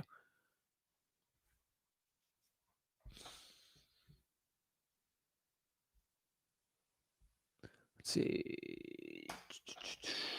iRock Styles says, what's the best way to get paid leads versus free leads? Pretty good one to ask. That's a pretty good question. So the best way to get paid leads is PropStream, aka listrei.com. Free leads would be government lists from the clerk of the court, the code violation, utility lien list. Those are all the things I would be recommending for you to go do out there.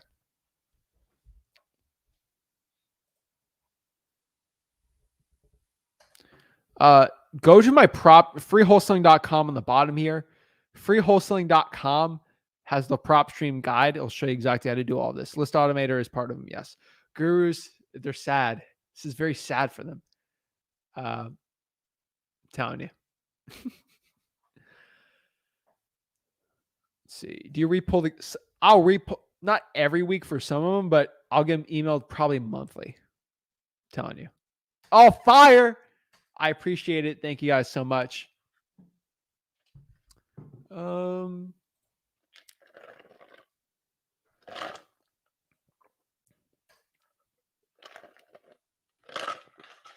Lency says, what do you think of Broward County and Dade County wholesale market?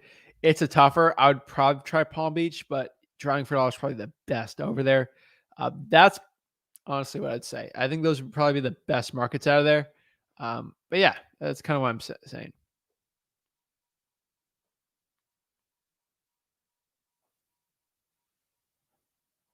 Let's see here. But that's it, guys. I mean, that's all I could say about cold calling and become a cold calling master today. I truly believe in this business, you should learn cold calling for free. I hopefully in this 3 hours, I kind of broke it all down as best I could. Thanks, Juan. I appreciate that.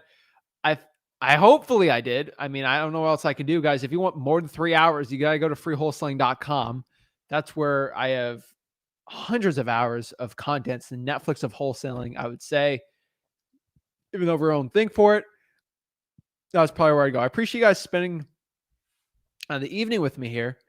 But yeah, guys, I'm telling you, I'm out here. I'm trying to give as much value as I can. I don't know how much more value I can give than 3 hours talking to everyone who wants it one-on-one coaching for free.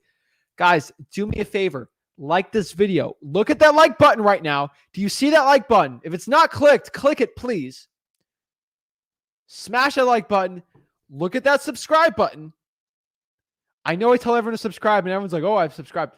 There's like 40% of people watching these videos that are never subscribed to me, which makes no sense. Subscribe. And lastly, keep coming for more. That's all I could say. That's it, guys. Appreciate it. If you guys have any questions, let me know. Love to help you guys out. I'll be live 4 days a week. I'm telling you. I don't know what else to say. I go live Tuesday, Wednesday, Thursday, Friday. 4 days a week, 5 p.m. That's when I do it. And then Saturday, Sunday, and Mondays are recorded nice videos. Let's go, guys. Let's get it. Appreciate it. Thank you guys so much. Let's keep it up. Have a great one.